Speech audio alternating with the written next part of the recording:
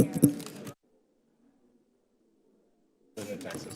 Is your Scott came back. Just a quick test. Yep.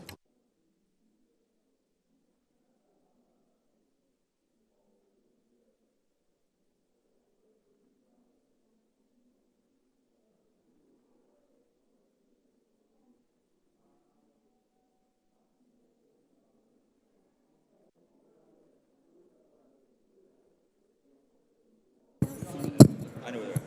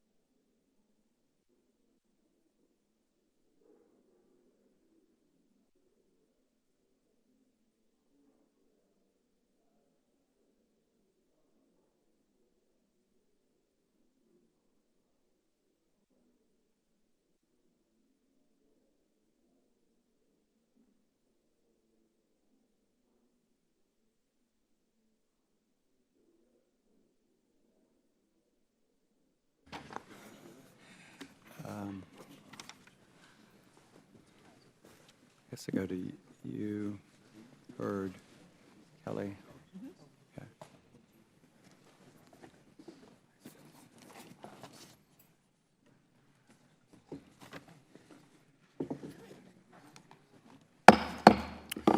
Good afternoon. I'd like to welcome everyone to the Subcommittee on Transportation and Public Assets and also the Subcommittee on Information Technology hearing today, and this meeting will come to order. Without objection, the chair is authorized to declare at any time a recess. The order of business will be as follows. Since we have a joint subcommittee hearing today, we'll have opening statements from myself, Mr. Hurd, Ms. Duckworth, Ms. Kelly, and after that, we'll hear from our witnesses, and then after we've heard from all the witnesses, we'll go into questions. So with that, I'll give the first opening statement, and again, welcome everyone. It's interesting the age that we live in of new technology and communications. With all of the incredible technology that we see and take for granted every day, we're entering a new era in transportation technology. And there's some of the older panelists or members. An audience will remember when you used to open the hood of a car and you could take out the various parts, identify everything. Now you need almost a PhD degree to figure out what's in there, and its capabilities are just astounding. A lot of safety features in cars we didn't have before, but we today are going to address the issues relating to, again, what we call the Internet of Cars, and look at some of the implications of that technology. And I think some of this was highlighted just some time ago when I guess it was a Jeep vehicle was hacked. And fortunately, it wasn't folks who chose to do harm, but it did demonstrate that vehicles with certain types of electronic capability can, in fact, be hacked, and it does pose some questions. We've called together today leaders of industry and some others. We have NHTSA, but I particularly want to thank the private sector partners. Several weeks ago, we had a roundtable and an open and frank discussion of kind of where we are and where we're going and what the industry is doing to deal with some of these issues. And I think they've been most cooperative, and I appreciate that. And we learned a lot from that particular informal meeting. Today is a little bit more formal, and we do have a lot that we can, a lot of benefits to. In 2010, there were 1.2 million deaths on the world's highways. The United States, some 10 years ago, we had 43,000 deaths. We've taken that down to 33,000, and there are a lot of positive things that have been done, again, through safety, technology, warning systems, a whole host of electronic devices now in our vehicles that make us safer. The positive economic benefit from connected vehicles is estimated to be $500 billion. And we want to ensure that the electronic systems we have in these vehicles can't be hacked, that in fact, that we have safety provisions put in and protections for the consumer and for the public. In 2012, when I helped author the MAP 21 bill, we directed National Highway Traffic Safety Administration to complete a review and ultimately determine the needs for safety in vehicles and electronic systems. We'll hear from some folks today where they are in the requirement that we crafted and put in that bill. We're now a year and a half past the deadline we set in law. Automakers have fortunately been setting their own cybersecurity standards, which is the good news. The bad news is that we have a lot of variety and people going in different directions. While the National Highway Traffic Safety Administration continues to move forward mandating dictated short-range communication devices in cars, we must make certain that this technology hasn't been surpassed by the next best thing that's coming up, and advances in technology are rapid. We've spent over $500 million on testing just this technology that was discovered in 1999. And in 1999, the state of the art for some of our communications was the flip phones, and we've come a little bit further from that. So while I fully support connected vehicle technology and help with its advancement, in the future, we'll see vehicles that can talk to each other. We'll see safety provisions and vehicles that will make cars safer and more reliable, and have a whole host of features that will benefit the consumer and the traveling public. But we must be able to allow a bridge to get to that environment as the new technologies come to light, while remaining cognizant of the need for consumer privacy. So this afternoon, I look forward to hearing testimony from our potential witnesses, and I pledge to work collaboratively with everyone here on this side, both sides of the aisle, and with the industry. I think we're entering a new, exciting era, but we want to be ready for it. Let me now recognize Ms. Duckworth, the ranking member of the Subcommittee on Transportation and Public Assets, for her opening statement. Thank you, Chairman Mica, and welcome both to Chairman Hurd and Ranking Member Kelly. Welcome also to our witnesses. Today, there are an estimated 5 billion devices that make up the ecosystem that we call the Internet of Things. It's not just Fitbits, smartphones, and baby monitors that communicate over the Internet. Our motor vehicles are computers on wheels that rely on the same methods of communication. And as we've seen too many times, computers and computer networks are regularly the victims of hackers. We've already mentioned the July instance this year when a vehicle was hacked. Less than a month later from that instance, a researcher demonstrated how vulnerabilities in a different manufacturer's vehicle could also let hackers learn the owner's home address, steal credit card information, and much more. So far, there have been no known incidents of malicious attempts to hack vehicles. But I have to ask the witnesses here today, is that because the overall security of the vehicle computers is that good?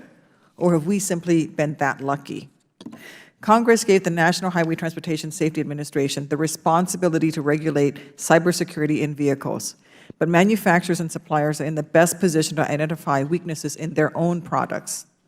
Ensuring the cyber safety of cars, vans, trucks, and motorcycles on the nearly 4 million miles of roads that crisscross the United States requires partnership of government, industry, and researchers. Each has an important role to play. So that's why I find it especially troubling that, according to Bloomberg, one of the automobile manufacturers involved in the July hack waited 18 months to tell federal safety regulators about the security flaw, while the other manufacturer reportedly knew about this vulnerability for 5 years.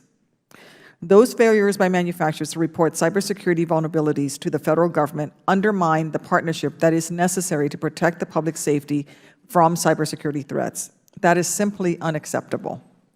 As Transportation Secretary Fox said in May, connected, automated vehicles that can sense the environment around them and communicate with other vehicles have the potential to revolutionize road safety and save thousands of lives. I agree with him.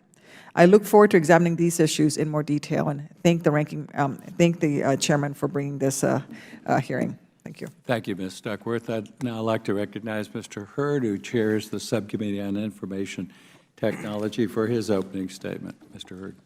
Thank you, Chairman Mica. Today's hearing is one of a series of hearings the IT Subcommittee and to join with you and the Transportation Subcommittee here today. My first car was a Toyota 4Runner, and I like to call her I got her in the summer of 2000 and had the car up until the summer of 2013. We had a lot of adventures together, but one thing that she couldn't do was connect to the internet. And flash forward to 2020. Gartner forecasts that about 1 in 5 vehicles on the road worldwide will have some form of wireless network connection by 2020, amounting to more than 250 million connected vehicles. A recent study by the McKinsey Global Institute predicts that the Internet of Things, which includes the Internet of Cars, could have a total potential economic impact of between $4 and $11 trillion by 2025.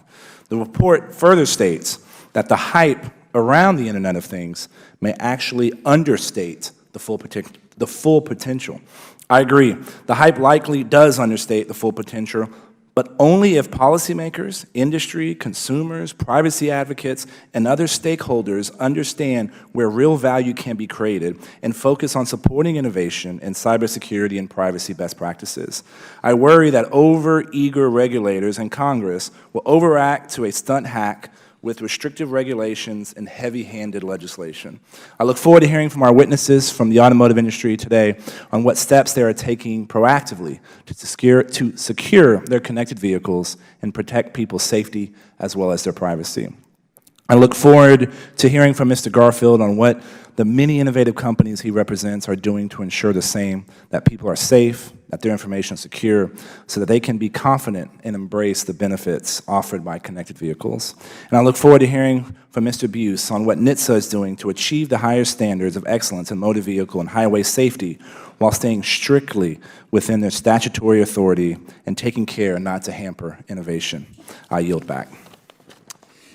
Thank you, Mr. Hurd, and I'm pleased now to recognize Ms. Kelly, who's the ranking member of the Subcommittee on Information Technology. Welcome again, and you're recognized.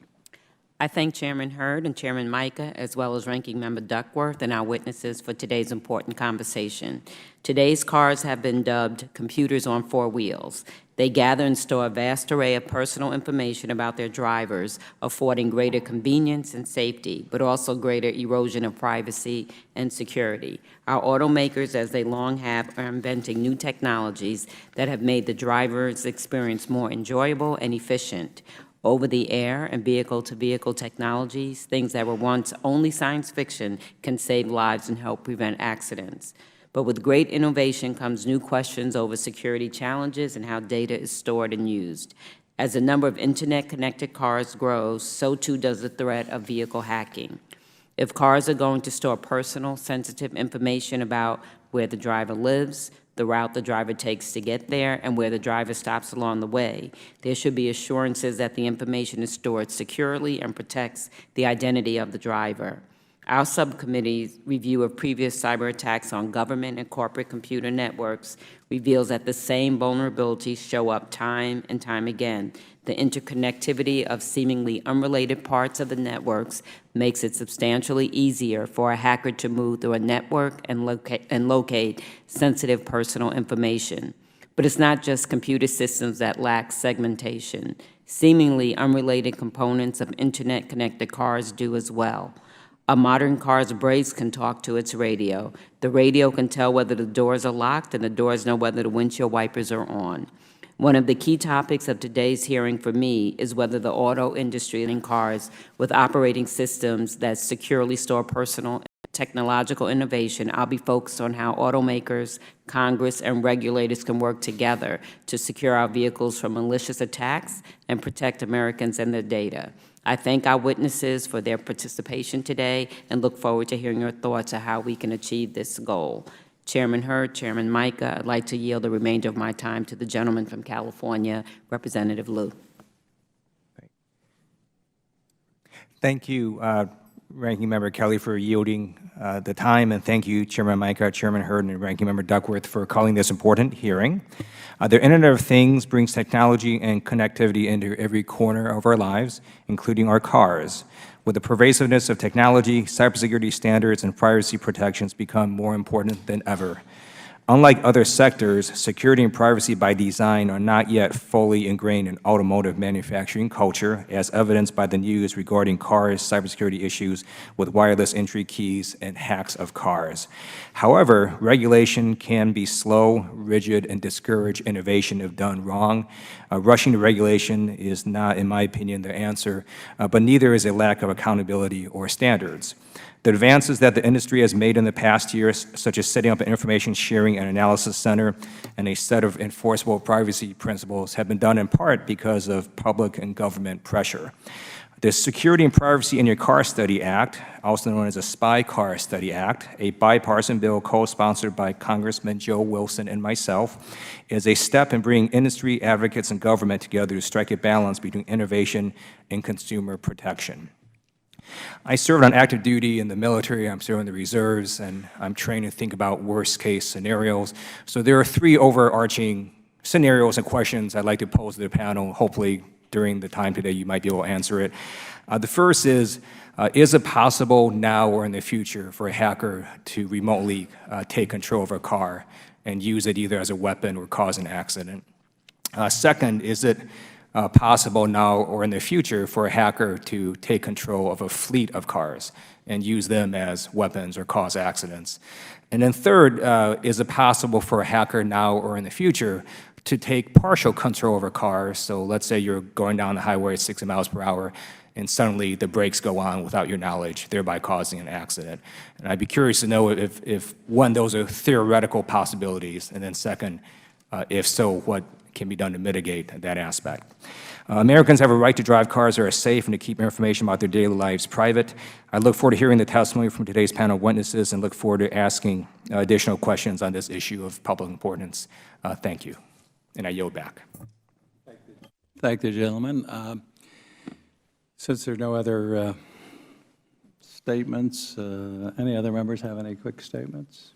Okay, then the chair will hold the record open for 5 legislative days for any member who'd like to submit a written statement. Let's turn now to recognizing our panel of witnesses. I'm pleased to welcome first Nat Bius, who is the Associate Administrator of Vehicle Safety Research at the National Highway Traffic Safety Administration at the United States Department of Transportation. Mr. Harry Lightsey, who's the Executive Director of Global Connected Consumer Experience and Global Public Policy at General Motors Company. Mr. Sandy Lobenstein, and he is the Vice President of Connected Services and Product Planning at Toyota Motor North America. And Mr. Darmid O'Connell, and he is Vice President of Corporate and Business Development at Telsa Motors Incorporated. Mr. Dean Garfield, he is the President and CEO of the Information Technology Industry Council. And finally, Ms. Kalia Barnes, and she is the Associate Director and Administrative Law Counsel at the Electronic Privacy Information Center. So welcome all of our witnesses. I might tell you too in advance that I'll swear you in just a second, and we also try to get you to limit your statement, your verbal statement before the committee to 5 minutes. You can ask through the chair to have additional information or data put into the record. So with that, we are an investigative and oversight committee and subcommittees of Congress. If you'd please stand and I'll swear you in. Raise your right hand. Do you solemnly swear or affirm that the testimony you're about to give before this joint subcommittee meeting of Congress is the whole truth and nothing but the truth? Let the record reflect that all the witnesses answered in the affirmative. Thank you. Be seated.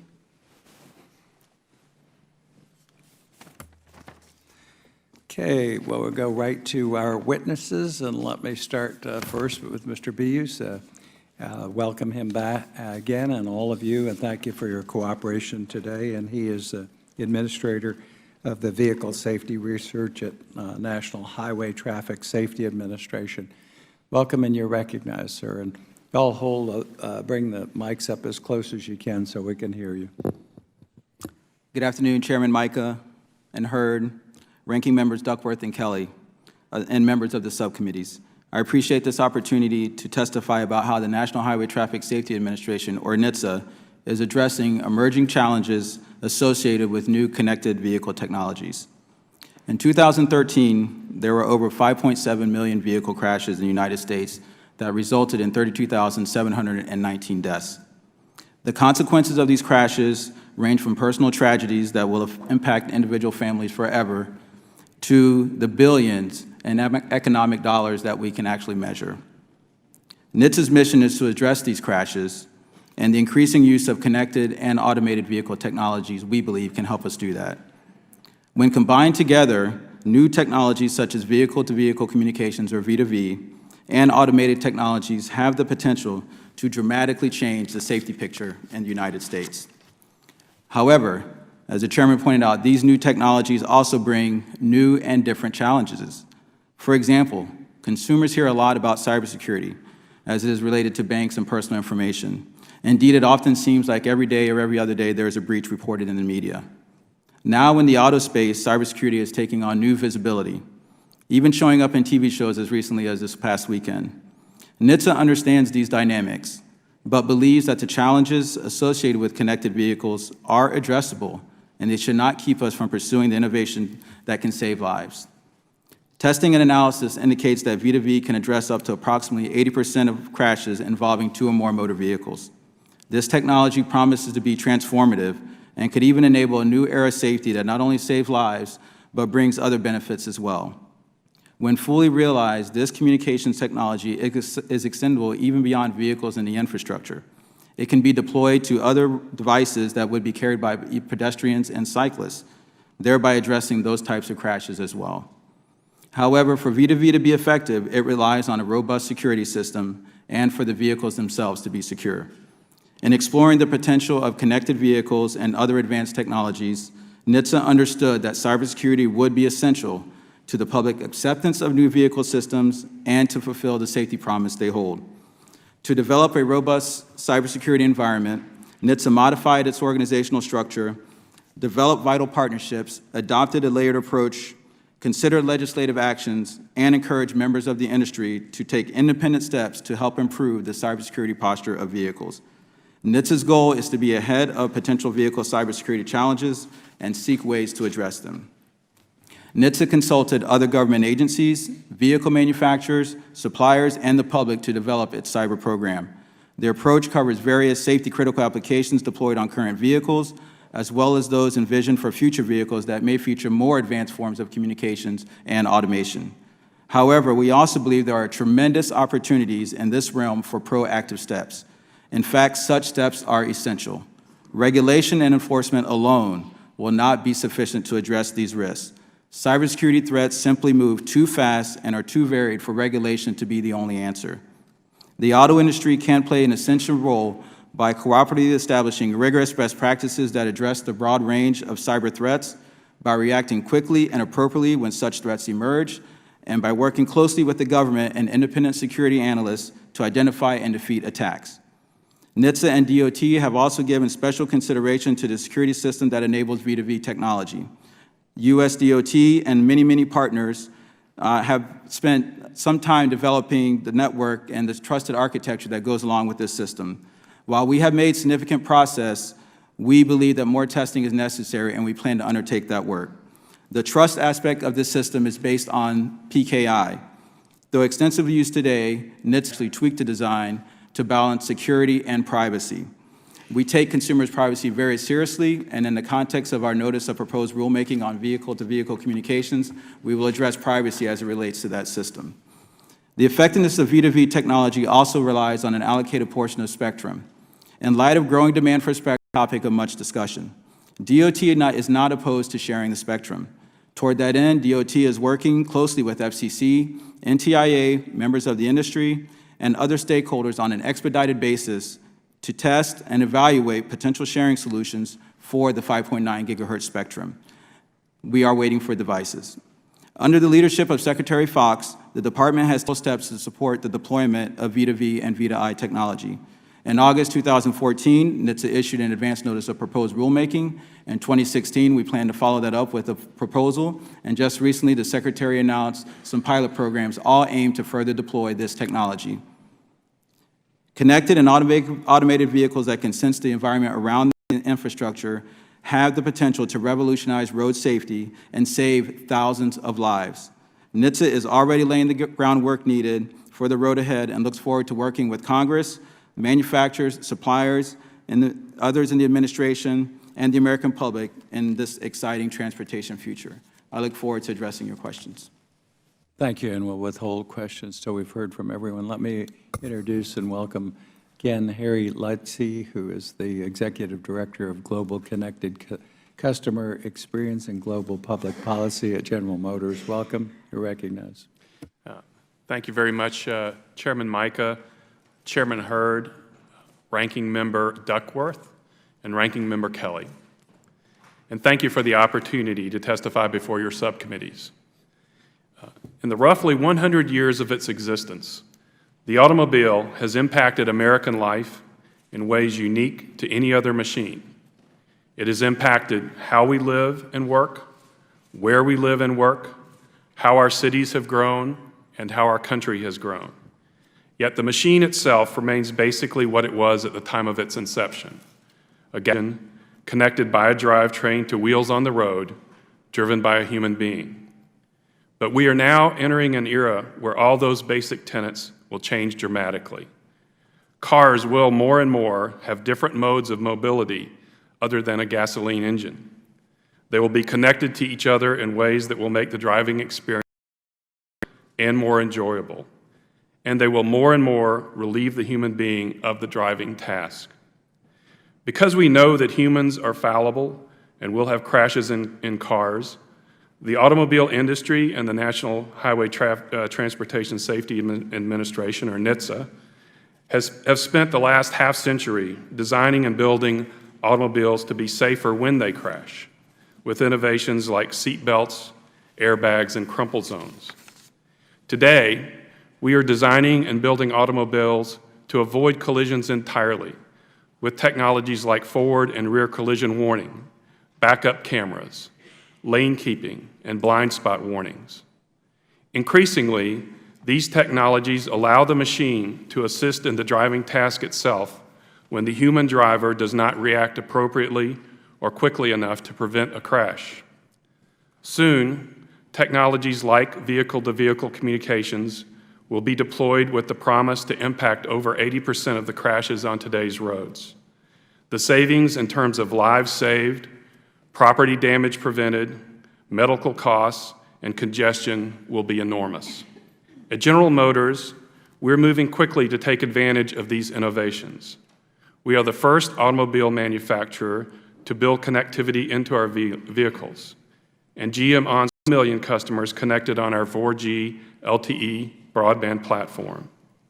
We have deployed many advanced safety technologies into our vehicles, including announcing the deployment of vehicles with advanced rear-view mirrors, and we are the only automaker that has announced a commitment to deploy vehicles with V2V technology with our Cadillac CTS model next year. However, we must acknowledge that with change comes challenge. We must deploy these innovations in the safest manner possible.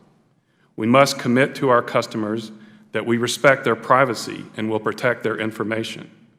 Our automobiles contain software that may have vulnerabilities that bad actors could exploit to threaten our customers' safety and privacy, and we must do all we can to prevent automobile hacking. We must realize that we are competing with other technologies for the use of scarce resources like spectrum. We must be able to use these resources in an efficient manner so long as that use does not interfere with the safety-critical mission of our systems. If we have the freedom to innovate within these parameters, the promise of the future cannot be imagined today. Thank you, and I look forward to your questions. Thank you, and we'll now hear from Mr. Sandy Lobenstein, Vice President of Connected Services and Product Planning at Toyota.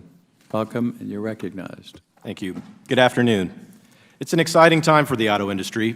More vehicles are being connected and outfitted with advanced safety features and onboard connected safety services, as well as infotainment systems, and we have the ability to interact with these from a smartphone. The truth is, though, that we are only at the beginning of the beginning. The connected car of the future will far surpass the connected car of today with its features and capabilities. To address questions about the use of vehicle data, the auto industry came together and developed privacy principles for vehicle technologies and services. These privacy principles include meaningful protections, including heightened protections on the use of certain vehicle data, like the vehicle's location or how someone drives. For example, automakers agreed not to share data with third parties for their own use, or to use this type of data for marketing purposes without the affirmative consent of the vehicle owner. With the privacy principles, the auto industry is at the forefront of protecting consumer data in the emerging Internet of Things.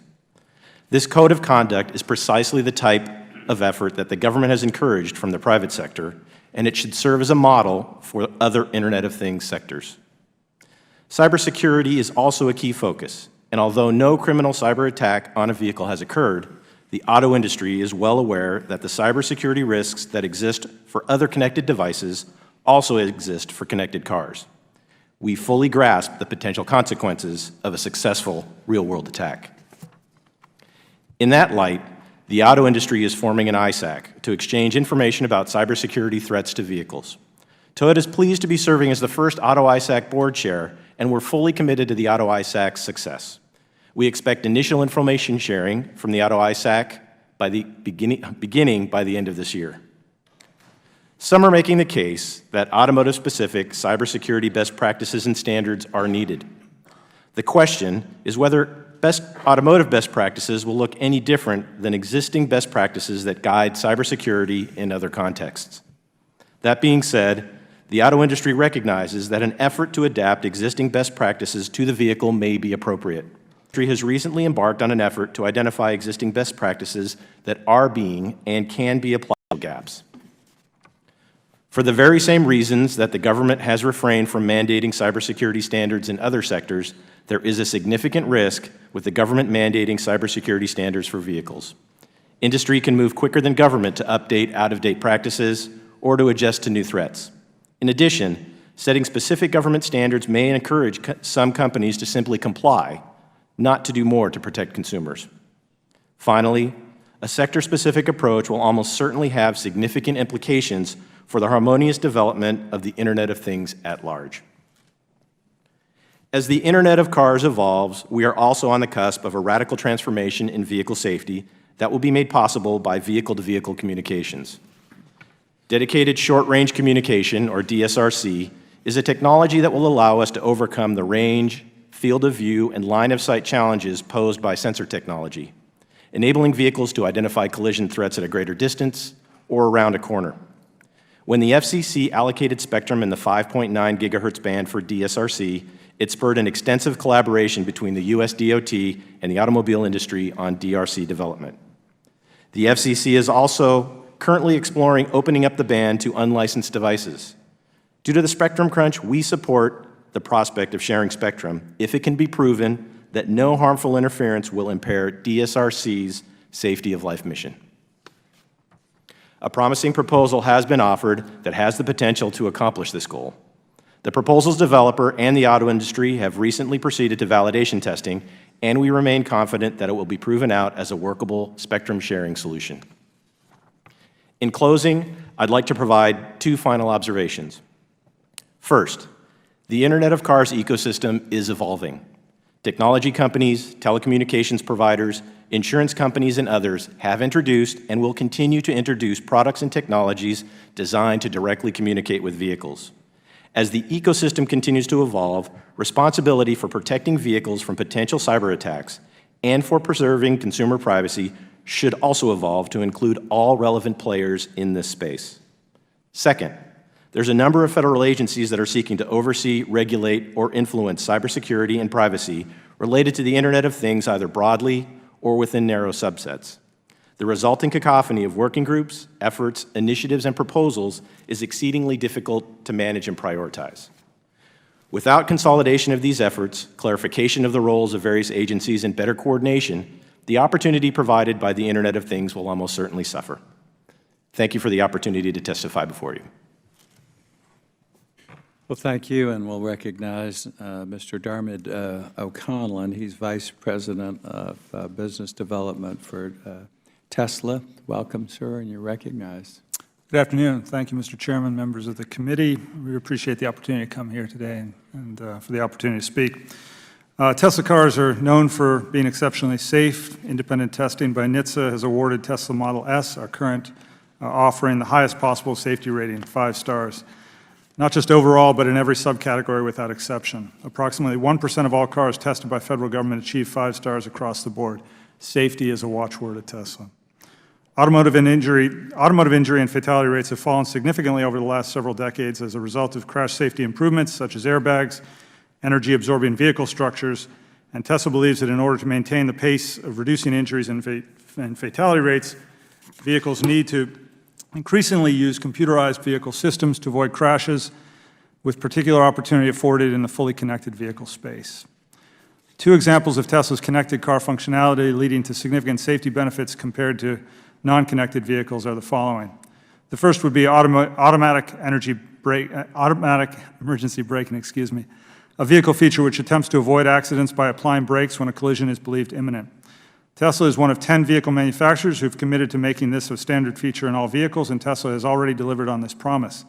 The same connected vehicle technology is applied to Tesla's autopilot functionality, where improvements are constant as vehicles effectively learn from varying road conditions and share those learnings with the entire fleet through connectivity. Several studies demonstrate that uptake rates of recalls in general are about 70%. That is to say that for a given vehicle fault that warrants a recall, about 70% of the vehicles affected will get repaired. Put another way, 30% of vehicles will be left driving around in contravention of federal safety standards or with a safety-related defect. Connected vehicle technology offers a significant opportunity for us to do better. Modern vehicles are heavily software controlled, and therefore software changes alone can often resolve a safety issue. In late 2013, Tesla became aware of a potential hazard believed to be related to incorrect third-party receptacle installation and wiring. After a rapid investigation, a vehicle software change was identified that was capable of detecting and solving the third-party fault. Because of Tesla's leading connected vehicle capabilities, the software solution was automatically delivered to the entire fleet. In contrast to industry average recall uptakes of 70%, Tesla's automatic software update can achieve uptake rates of nearly 100% within a short amount of time, measured in days. So, precautions and concerns as we go forward. The first precaution is to ensure that any software updates to a vehicle are authorized by the manufacturer. This can be achieved by using industry-standard cryptography, a technology referred to as signing. The second precaution is to strongly isolate networks from the mechanical systems of the vehicle. If a processor on the vehicle has network connectivity, the processor should not also have direct connections to the vehicle's mechanical systems, i.e. steering, acceleration, brakes, and gear selection. We don't have gear selection, but that's a separate matter. Some manufacturers implement this isolation with technology referred to as a gateway. The third precaution is to use industry-standard encrypted communications protocols for connections for the vehicle. This ensures privacy and the integrity of data as it's transferred to and from the vehicle. With respect to regulation, we're in a period of rapid innovation for automotive safety. Tesla vehicle safety already significantly benefits from investments in vehicle connectivity. We expect innovation and success in delivering enhanced safety to only continue as the full potential of connected vehicles is realized. Overzealous or, in more particularly, premature regulation that does not allow for innovation or creative solutions can actually deter or block safety innovations, and as a result, any move in this direction must be considered carefully and only to the extent absolutely necessary in our view. Thank you again for the opportunity to provide this testimony. We'll welcome any questions. I'd like to recognize Mr. Garfield, and he's with ITI. Welcome, and you're recognized. Thank you, Chairman Mica, Chairman Hurd, Ranking Member Duckworth, Ranking Member Kelly, members of the committee. On behalf of 65 of the most dynamic and innovative companies in the world, we thank you for hosting this hearing. It is perfectly timed before 42 million Americans get on the road to engage in their Thanksgiving commute. And I would suspect that 5 to 10 years from now, the cars in that commute will look quite different. And so I'll focus my testimony on that issue, which is the transformation that's occurring, the innovation that's taking place in that space first, and then second, what we're doing to ensure that we accelerate deployment, but in a secure and safe way. It's often said that it's difficult to appreciate history when you're experiencing it and living in the middle of it. But from my conversation with our companies, we're living in an innovation renaissance. The convergence of almost ubiquitous broadband with exponential improvement in computational processing, as well as with low cost and almost unlimited storage, it's transforming mobile computing. That includes the original mobile technology, which is the car. We see that manifested today in advanced driver assistance systems, whether that is the adaptive cruise control or automatic braking, which I have in my car, which has prevented accidents on multiple occasions. We'll see that in the future in what the other panelists have mentioned, whether it's vehicle-to-vehicle or vehicle-to-infrastructure communication or in autonomous vehicles. Our companies are working hard at deploying technologies to make those types of vehicles available sooner rather than later, whether that's dedicated short-range communications, advanced LTE, or 5G wireless. As a number of the panelists has noted, it is early days yet, and so it's impossible to tell which technology will work most effectively. What we do know is that there will be radical, transformative improvement in safety, access, as well as how we view our cities. The other panelists have spoken about some of the safety issues, so I won't repeat that. But think about all of the people today who aren't able to drive because of a disability or because they're too old or because they're too young.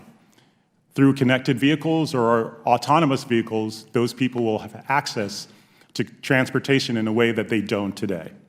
Similarly, about cars being parked all the time, the way we think about our landscape and our cities will change dramatically.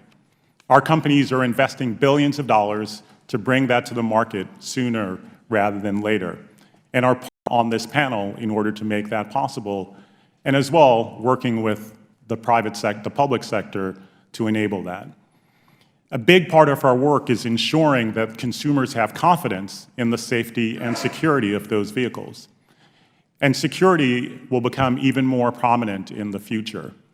For us, we have long experience working on security issues, particularly cybersecurity, whether it's protecting networks from the network edge to the cloud and everything in between. And increasingly, the norm is security by design, which is building in robustness, resiliency, and redundancy at the software and hardware level so it's not a latch-on later on. What that means is you can actually build into a chipset the encryption protocols to protect unintended encroachment, as well as the ability to adapt if that encryption is circumvented. We have found it quite productive to work with NIST in advancing that work. NIST has taken a collaborative approach in working with the public and private sector working together in coming up with a framework of standards and best practices while allowing sufficient flexibility for innovation. There is still work left to be done, and that speaks to the role that Congress can play. A number of the members of the panel have pointed to the number of efforts and initiatives that are being undertaken in this space. Congress can play an important role in bringing order to that cacophony, as Mr. Lobenstein identified. Second, there is really a need, and Ranking Member Duckworth made this point, for a national information of things strategy. There is so much work taking place in this space, but not much of it is well coordinated into a national strategy that serves our economic security and safety interest. Finally, once we look at what's being done and develop a strategy, there is an appropriate place for regulation to deal with market gaps. And we would advocate that the approach that's been taken by NIST in developing a regulatory framework that's based on best practices that also allows for flexibility is the appropriate approach. Thank you. Thank you, and we'll recognize, waiting patiently, Kalia Barnes, Associate Director and Administrative Law Counsel at the Electronic Privacy Information Center. Welcome, and you're recognized. Thank you, Chairman Mica, Chairman Hurd, Ranking Member Kelly, and Ranking Member Duckworth. I'm Kalia Barnes, Associate Director and Administrative Law Counsel for the Electronic Privacy Information Center. EPIC is an independent, nonprofit research organization focused on emerging privacy and willing the hearing today and for taking time to consider the important privacy implications of the Internet of Cars.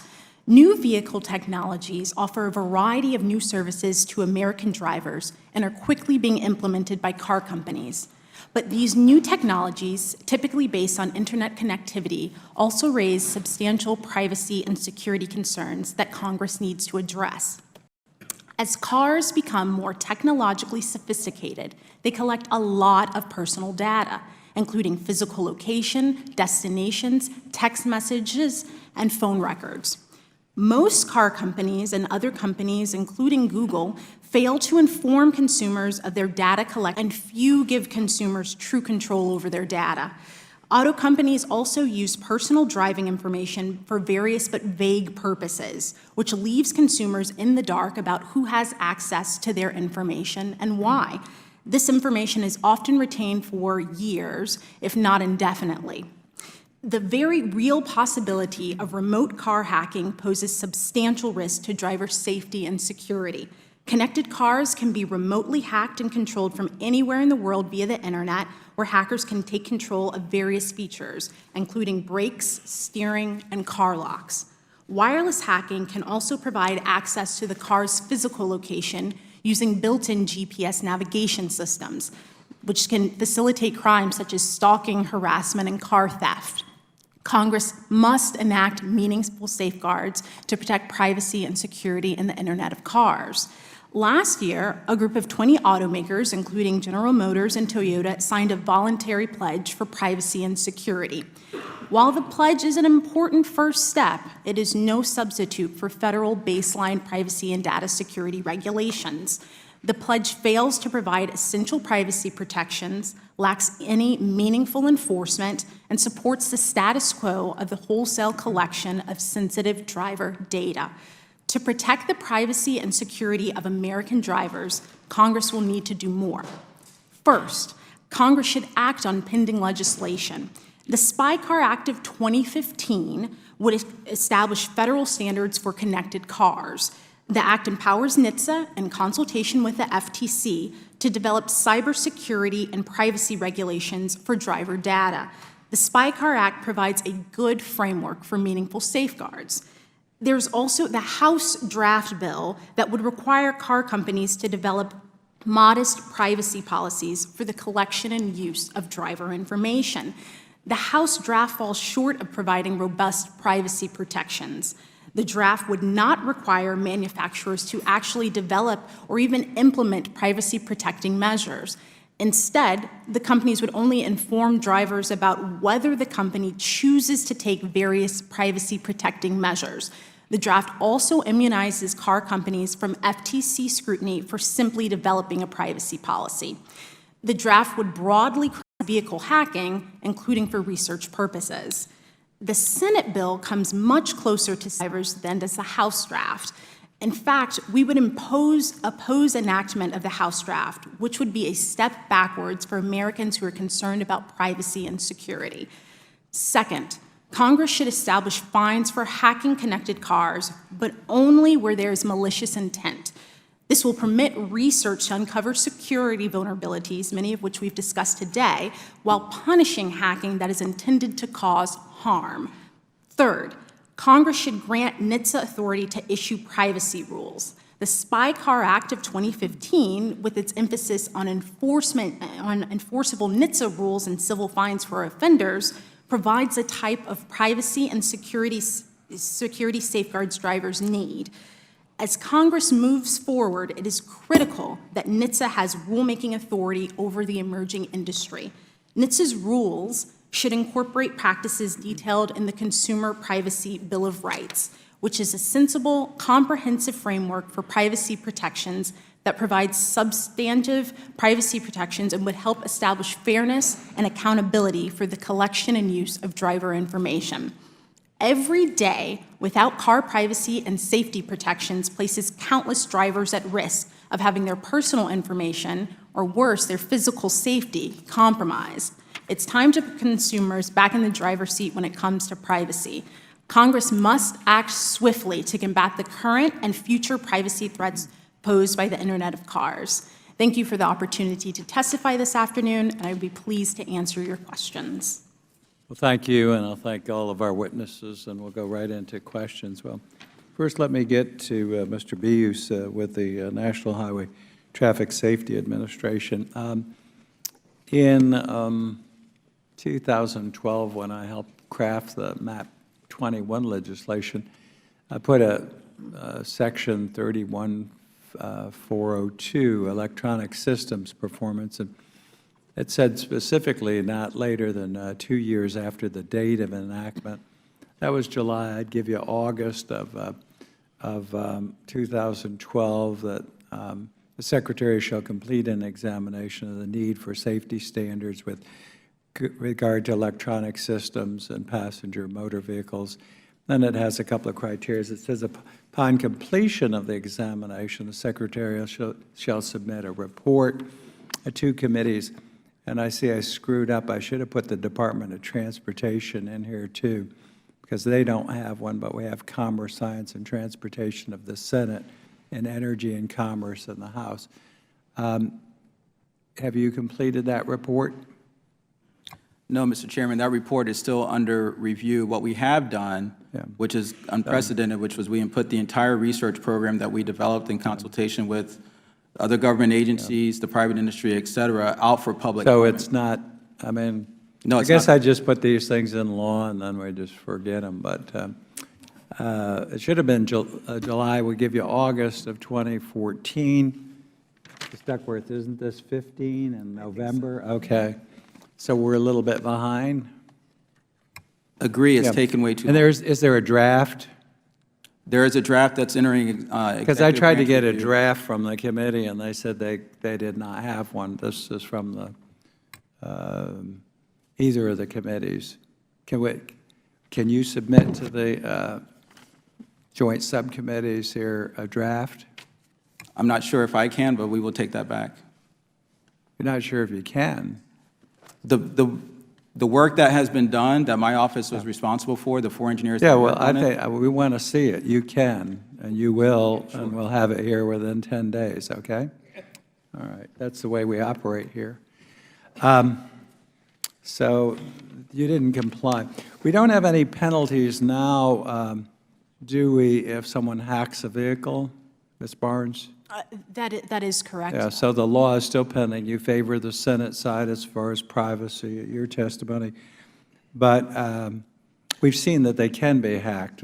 That's also correct. That is also right? correct. Yeah. So far, no one with intent has hacked, but you could probably stop an engine. You could disable brakes or steering because all of those have electronic components. Would that be a good assumption? I'm not technologically competent, but. That is correct, Chairman. You would Okay. be able to disable those features. So they haven't acted and Congress hasn't acted. I have to put blame also on us. Then we gave a lot of money, maybe not. If I may. Yes, go right ahead, Mr. Burr. To suggest the implication of that colloquy suggests nothing is being done, when in fact much is being done. Well, it's not that nothing's being done. We give Particularly on cybersecurity. We give certain directives. I was going to get to the question of them working with you all both, and you did talk to NIST, Correct. which set standards and had pretty good report back, and NHTSA, both. Everybody has participated. Have you participated, Mr. Lightsey, with them? Yes, Mr. Chairman, we embrace the NIST framework. We've adopted that into our regular With practice. both of those federal agencies or with the private sector group? We've had discussions with NIST and with NHTSA. Okay, and you, Mr. Lowenstein? Yes? Yes, we've Okay. also had discussions. Mr. To be factually perfectly accurate, I'm certainly, we are absolutely involved with NHTSA on an ongoing basis. I can't testify to the involvement with NIST. Okay, just want to find out, and again, I commend you for coming together as an industry and working, and I don't want to imply that nothing's been done. But my job is to give certain directives to agencies and then see, I'm not here just, to look good. I know I do, but. Yes, you do, Mr. Chairman. But my job is to hold their feet to the fire. And when you put something in law, some of the newer members will find around here, you could put it in law. I put things in law 3-4 times and they still don't comply, but we won't go there today. Okay, we gave you a lot of money. We spent about $500 million on taxpayer funds testing the dedicated short-range radio communications devices. What's NHTSA currently doing to address the potential issues with security credential management system? Where are we on that? Those funds are not NHTSA funds. Those are the JPO funds, Joint Program Office funds. Is that under you? Or? That is not under me, sir. Who's it under? It's under the Joint Program Office, which is now part of the Office of the Secretary. I can't tell you But it's under DOT. It is under DOT, Yeah, yes, okay. sir. So I can give you an update. Under on what you, we're doing. it's under DOT. But they've had $500,000. What's the result there? Sure. So what we're doing, what the department is doing is putting sort of hardware behind that system. I alluded to it in my testimony. What's been done to date has been a lot of hard work with a lot of smart people coming up with the design, but now we feel we need to actually build this and operate it to see what are the vulnerabilities in it and do some large-scale testing. Do you have any idea exactly where? I'm told that some of what you've done, we're really actually slid behind sort of the advances in technology, and how much more money, how much more time will it take? Do you know? I think that's exactly why the Secretary of Transportation has committed to putting this technology out for public comment as part of a NHTSA proposal in 2016. So that's not till next year? I guess in 2 months or so, we'll start 2016, but that is the goal. He asked us to accelerate that rulemaking, which we have. Well, we've spent a lot of money, and we don't see a lot of progress. And when would you have your final report? The report that I requested here, it's in draft. You're going to give us the draft. When will you have that finalized? I can get back to you on the record on that, sir. Within the next 10 days. Absolutely. Okay, I want a date, a firm date. Absolutely. And then I want it made part of the record, okay? Absolutely. Sorry. Don't mean to be, demanding, but. Sir, I understand your frustration. Okay. Again, we try to act responsibly, and we expect the agencies to do the same thing. So right now, just my final question. Cars can be hacked with electronic systems. We don't have in place either a standard or ability to stop that. I guess that's a simple way to put it. Is that correct, Mr. Lightsey? Mr. Chairman, thank you. GM has invested a lot of time and effort into making it as difficult as possible to hack into cars. As I indicated, we've embraced the NIST framework. No, that's an individual effort. We applaud you for that. But my question is, we really don't have a standard. We don't have the ability to prevent that develop, do we? We have the ability to implement things as a business, which is what we are doing. So your cars can't, General Motors cars can't be hacked? I can't say whether they can be hacked or not. I can say that we are making them as difficult as we possibly can. Okay, but that's your individual, and I'm asking about, do we have a standard? We don't, that I know. Mr. Lobenstein? Yes, Mr. Chairman. I think we are trying to be proactive. But again, the question was, and I applaud each of you, and Tesla, that's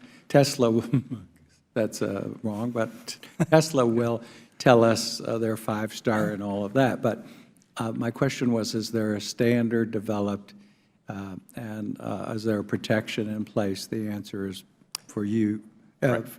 We have actually begun working as an industry Okay. to establish But we don't cybersecurity best we don't practices. have that in place. Mr. O'Connell? I'm unaware of an industry standard. The one thing I would add, sir, is that there is a difference between sort of hard access hacking and wireless hacking, and that's something we've seen the former, which is people with access to a vehicle then being able to modify certain access. So hard access can... Hard access hacking has happened in isolated cases. I am personally unaware of any wireless hacking that has gone to the controls. There are no protections or standards. As I said, no standards So I'm aware of. it can be done. And then, again, part of the responsibility is Congress has set no penalties. We haven't held the agency's feet to the fire. I'll give you last word, Ms. Barnes. Anything you want to comment? Sure. I will just point out, and it's on our written testimony, key examples of computer scientists and other researchers finding ways to wirelessly hack into vehicles. Okay. There's a difference between Mr. there being Garfinkel. standards and there being laws. There's certainly standards being developed around cybersecurity, and there's certainly laws in place that would punish someone, whether it's the Computer Fraud and Abuse Act or the Digital Millennium Computer Act, from folks hacking into cars or anything else. The question is, are there laws mandating particular standards? And I would argue that mandating a particular standard would be the absolutely wrong approach. Well, we don't have that, but we still don't have industry-wide standards or protections. On hacking, on privacy, a whole host of things we've heard today. Let me, I've taken Chairman? more than my time. Justice, on that last question, the industry group, the SAE International, just recently, like within the last week, has developed a set of voluntary industry best practices. We just got it, so we're just looking at it, but I just wanted to make sure you knew that that was out there. Usually, things happen just before the hearings. Let's go. Let's go to Ms. Duckworth. Thank you, Mr. Chairman. So I want to speak, gentlemen, and Ms. Barnes, to ISACs, the Sector-Specific Information Sharing Analysis Centers, which are profit member-driven organizations formed by critical infrastructure owners and operators to share information between government and industry about cyber threats and lessons learned, not necessarily in the automobile industry, but in other areas. Mr. Beus, can you talk about what sort of mechanisms are instituted by NHTSA and also by the industry to work towards secure internet-connected vehicles? Sure. There's actually been quite a bit of work done. NHTSA was really at the forefront in trying to encourage the development of the ISAC. And we're very pleased that it's actually up and running right now. There are some additional steps that we think probably are necessary. One is clarifying what the role that it will have in its interactions with the agency, and also how that group will be expanded to other sectors, including suppliers.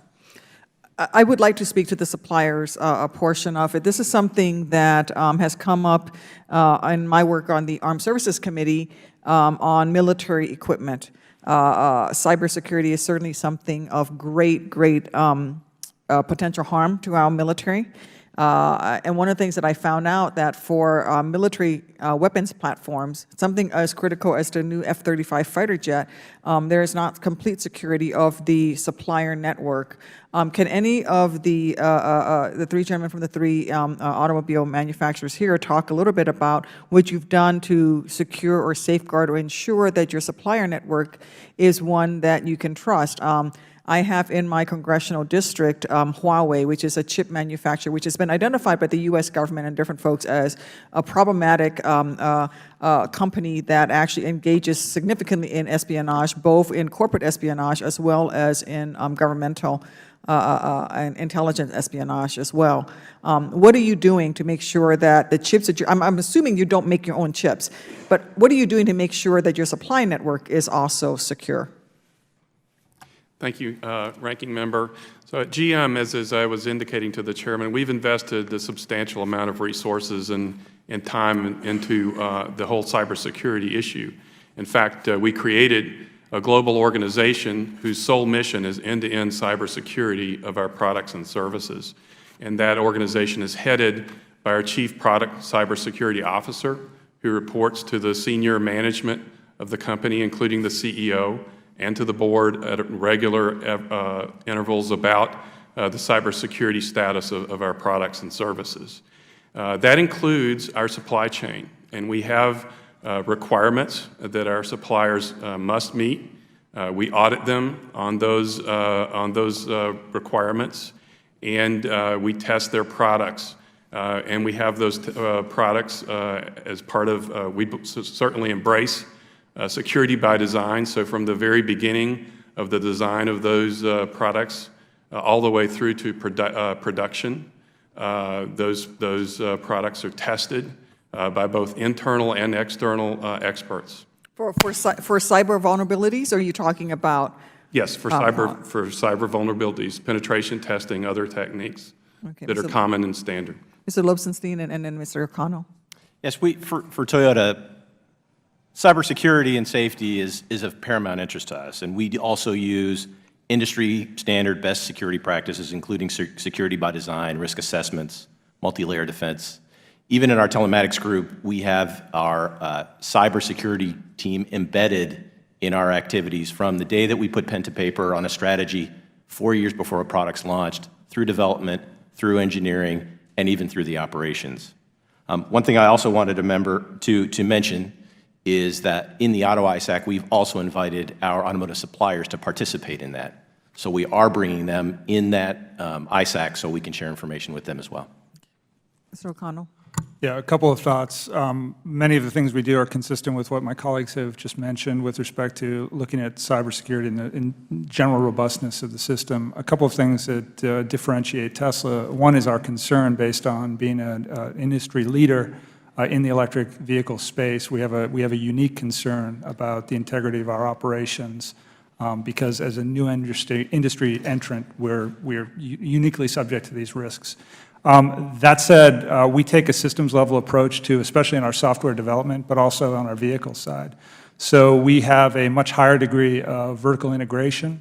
Many of our software systems are designed from the ground up as a whole system, rather than relying on outside providers of software. With respect to our chip technologies, we are largely, to my knowledge, sourcing from domestic sources. But we are wholly, focused on the vulnerabilities as any Silicon Valley company would be. I'm out of time, Mr. Chairman. Thank you, Ms. Duckworth, and I always appreciate your insightfulness and your questioning. Now it's an honor to recognize my colleague from the great state of Texas, Mr. Farenthold, for 5 minutes. Thank you very much, Mr. Chairman, and appreciate the opportunity to be here. You pronounce your name Mr. Buse, is that correct? Yes. Okay, Mr. Buse. There's a huge amount of investment that automakers and U.S. tech companies like Google, Uber, Intel are making in autonomous vehicles overall and autonomous vehicle crash prevention technologies that don't rely on DSRC at all. What, if any, steps is NHTSA taking to support this type of innovation, which is one of the reasons the U.S. leads globally in intelligent transportation systems? So with respect to the automated vehicle technologies, we couldn't agree more. We think that there's a future for both connected and automated. So we're pushing hard on both. If you see recent examples by the Secretary on automatic emergency braking, for example, we just included that technology into our new car assessment program, which is one of the most visible programs at the department in terms of consumer information. The other thing we've done is we've encouraged industry to slowly make that technology standard, slowly by meaning trying to get to a place where they can offer that as a standard feature on all vehicle models without a regulation. And that was the September announcement that just happened. And so you can see we're pushing on those automated technologies. Likewise, on connected vehicle technology, we believe that it's a mandate that's necessary to get that market to go. So how are we going to tie this in with the proposal to mandate DSRC in all light vehicles? You're going to require these companies to put DSRC on top of their own technologies, and are we forcing a standard on folks that we may not be ready for? I think that's exactly what the proposal is meant to find out, sir. I think if you look at the approach of the department, it is to try to get this technology out of the research phase and ready to deploy and ask some of these very difficult questions of the technology about if it's ready to deploy. We certainly believe it's ready to deploy. We believe the two technologies are complementary. They're not in competition with each other, and there's a role for both. All right, well, thank you very much. And Mr. O'Connell, I want to visit a little bit about what you guys are doing at Tesla. Y'all take a different approach to determining security issues and other concerns where you basically have a bug bounty on there and employ white hat hackers. Can you talk a little bit about what you do and why that's a good thing and how it's working? Sure. Our approach is really consistent with sort of software development, if you will, Silicon Valley approach to hardening software over the course of time, and it relies on a system of incentives whereby we encourage folks to test our system, both in professional and informal environments, and we reward them when they identify vulnerabilities. This is consistent with the sort of incentives and disincentive system that I think generally works in the human environment. But we find it works. It's worked very well in most software environments, and it's working very well for us as well, and allows us to rapidly identify problems and rectify them, and then through connectivity, as I mentioned before, implement the solutions. All right, and Mr. Busey, recently the U.S. on an international basis supported a global standard for DSRC in the W-band at 77 gigahertz, while we're looking locally at a whole different frequency range, around 50 gigahertz. Is this an example of one hand not talking to the other? Wouldn't we be better off with one international global standard? I'm not exactly familiar with that particular issue. I do know that on the technology radio side of things, we have worked very hard to make sure that we have same standards on both sides of the Atlantic, so to speak, so that we can have one common set of hardware. Mr. Lowenstein, would you like to address that?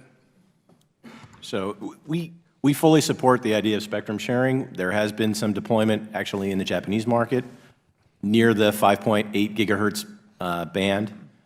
We also think it's important to protect this bandwidth within the United States because DSRC provides life-saving services, and we need to make sure that Well, is there a technical reason it's not going to work at 77 gigahertz like the rest of the world is talking about? I'm sorry, Mr.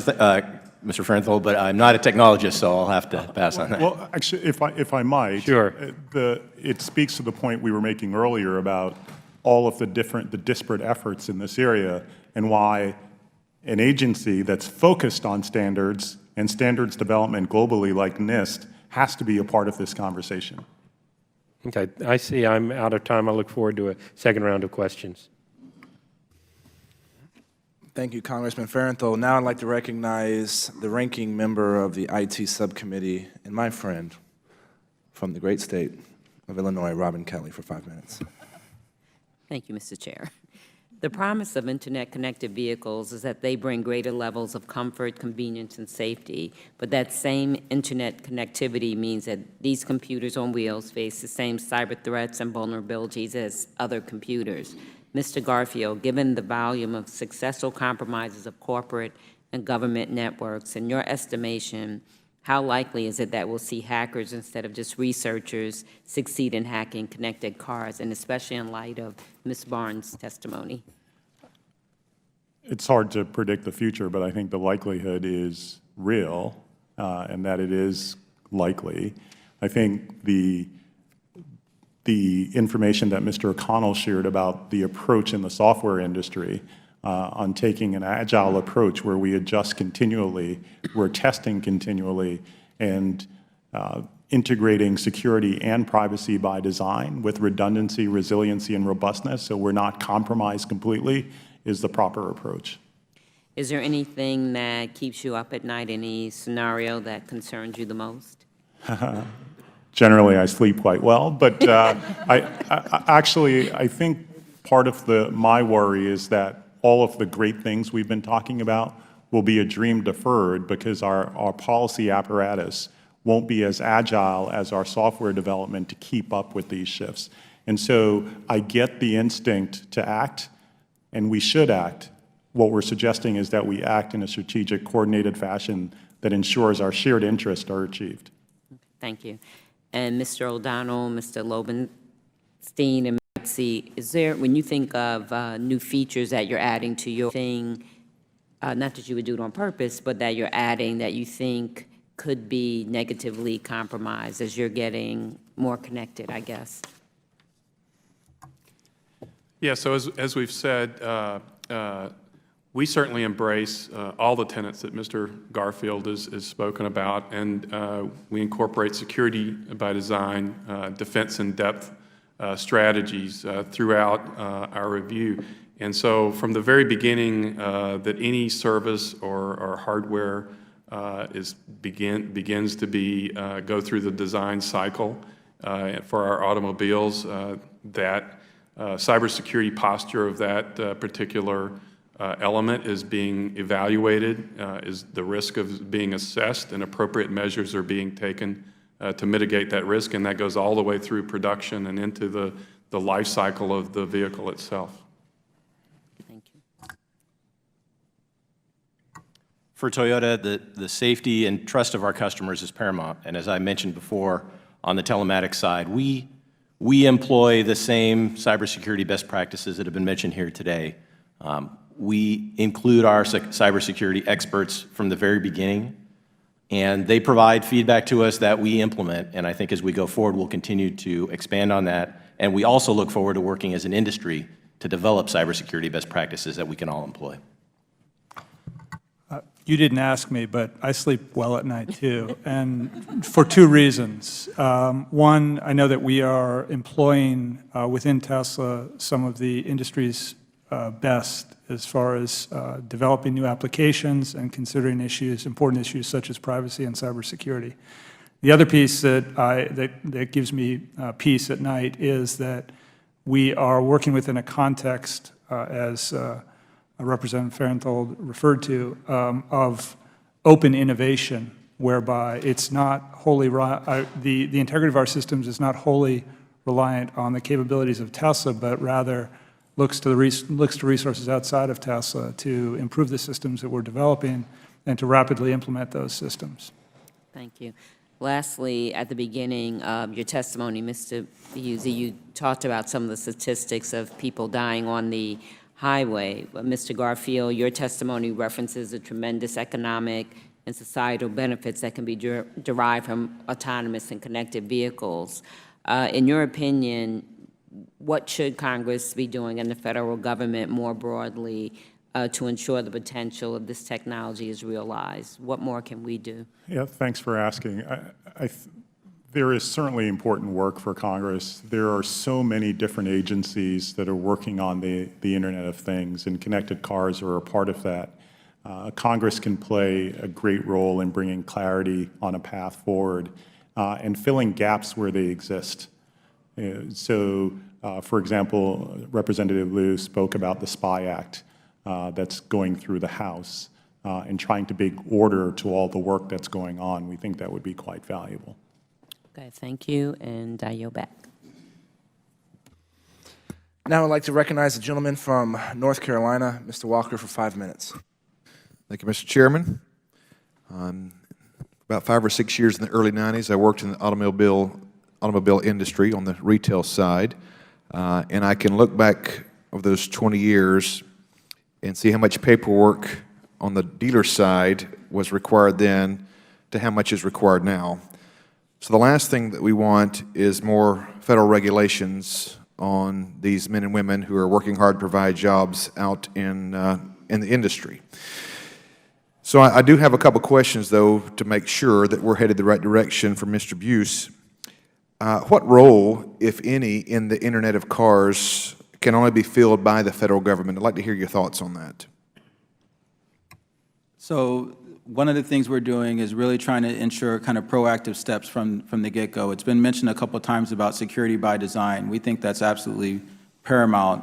And one of the things we've been doing all along is we saw this coming from very far away, that in order to see the vision of the future with automated and connected vehicles, we really had to start focusing on that. And so we've been pushing and prodding as best we can to get that happening. Sure. In your opinion, do we really need an auto industry-specific regulator and auto industry-specific best practices and standards here? Or Is the National Institute of Standards and Technology voluntarily cybersecurity framework sufficient enough or the right approach? Can you address that? Sure. It might be all of that, sir. It really might be all of that. Right now, what we've concentrated is a kind of a two-prong approach with that. First is actually working directly with NIST to work with the auto industry on a set of best practices. But as a regulatory agency, we have to keep in mind that that is our job, and if there is a need to set a floor, we will do so. Fair enough. Let me switch gears here, but stay with you, Mr. Buse, for just another minute or two. Does the Federal Trade Commission currently have jurisdiction under Section 5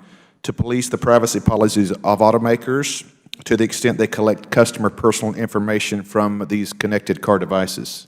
So that's probably a question more directly directed at the FTC, but what I can tell you is that we have been working very closely with the FTC on privacy issues. Okay, does the Department of Transportation or the NHTSA have particular expertise that would warrant having them, rather than the FTC, to answer your response, oversee the privacy policies related to the connected car devices? So we do have privacy experts. That is one of the things we'll be addressing in our V2V rulemaking. And so we have expertise at the agency. And is there a certain time frame that is this a date or conference or meeting that you will be addressing this? Is there a specific meeting for that? Sure. What we'll be doing is, in the context of our notice of proposed rulemaking on V2V communications, we will have much discussion on the privacy aspects of V2V. Last question for you, and I've got to hopefully have time for one more with someone else on the panel. Most of the technologies that are in development are independent of the DSRC and do not rely on the DSRC. What is the NHTSA doing to enable further technology adoption and take care not to hamper the innovation that we're seeing? We're using all the tools at our disposal, including consumer information, regulations where appropriate.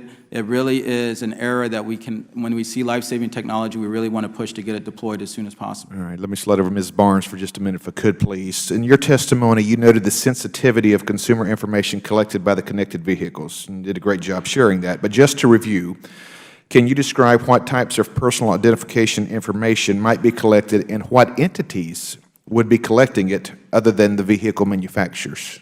Thank you for your question. So some examples of personally identifiable information that can be collected is location information, which can reveal an individual's pattern, her habits.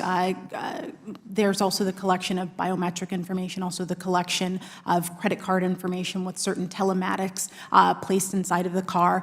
Individuals can, within their car, speak into their system for a text message, so that's audio, and that's also text messages. And looking at the privacy policies of certain auto manufacturers, it's almost an endless amount of outside entities. Oftentimes, car manufacturers do not specify the various third-party entities to which they give information to. We know in certain contexts it's marketers. We know that there is an increased market for insurance companies to gain additional access, and without sufficient legal requirements, law enforcement could also gain access to this sensitive information. All right, thank you. That's very well articulated. I've got a few seconds left, but just maybe get a quick answer from our manufacturer guys. Regarding connected vehicles, in what countries are we seeing the most innovation on this right now? Are you able to address that and just maybe go down the line in 8, 9 seconds, and with that I'll yield back to that. I think this is certainly a very globally competitive part of our industry. I think right now the United States it leads in terms of deployment of advanced technologies, but I think this is rapidly changing, and I think the proper policies need to be in place to assure that this innovation continues in the United States. Thank you. I agree. I think we are moving very quickly in the United States to adopt these types of technologies, although in countries like Japan, technologies, for instance, DSRC, V2V, and V2I have already been put in place. I won't refer to our unique regional hubris, but I think that the most advanced efforts are taking place in the U.S. right now, and I'd like to see us continue to be on the leading edge of this. Thank you. You're back. Mr. Desaulniers, you're recognized for 5 minutes. Thank you, Mr. Chairman. I want to thank the chairmen and the ranking members for this hearing. Mr. O'Connell, you can go on and talk about the hubris of the Bay Area as long as you want to, representing that area of the country. First of all, Mr. Chairman, I requested a statement for the Center of Democracy and Technology be entered into the record. Without objection. And then maybe to Toyota and General Motors, the whole issue of independent researchers, Mr. O'Connell's talked to Tesla's advocacy for such comments. Colleague talked about other technology companies doing that. Could you tell me if Toyota and General Motors has the same feeling that they will allow for independent researchers to help them to make sure that their software is working properly? And I say this somewhat in the context of what's happened in the industry vis-a-vis Volkswagen. So maybe you could respond to whether you agree with Mr. O'Connell and Tesla's approach or whether you have a different one. Yeah, so we generally agree with this approach. We have specific relationships with certain groups of security researchers and academics. As I said, they perform valuable services for us in terms of testing the vehicle software and the systems on the vehicle to help us design, make them better in design so that hacking them is more difficult. We are also, and have publicly disclosed, that we're looking very hard at a security vulnerability program. Whether or not it's exactly like the one that Tesla described will be determined, but we should be rolling that out very quickly. And we want to know if our software has vulnerabilities. We want to know that both from folks that within the company and outside the company. Mr. Lowenstein. We at Toyota also welcome information from so-called white hat hackers. We have regular communications with them. We have relationships with them. We also attend some of the same conferences that they do. And we also do employ third-party cybersecurity testing on some of our systems to ensure that we've got all the most up-to-date information and we're patching any vulnerabilities that we might find. Okay. Switching subjects to privacy.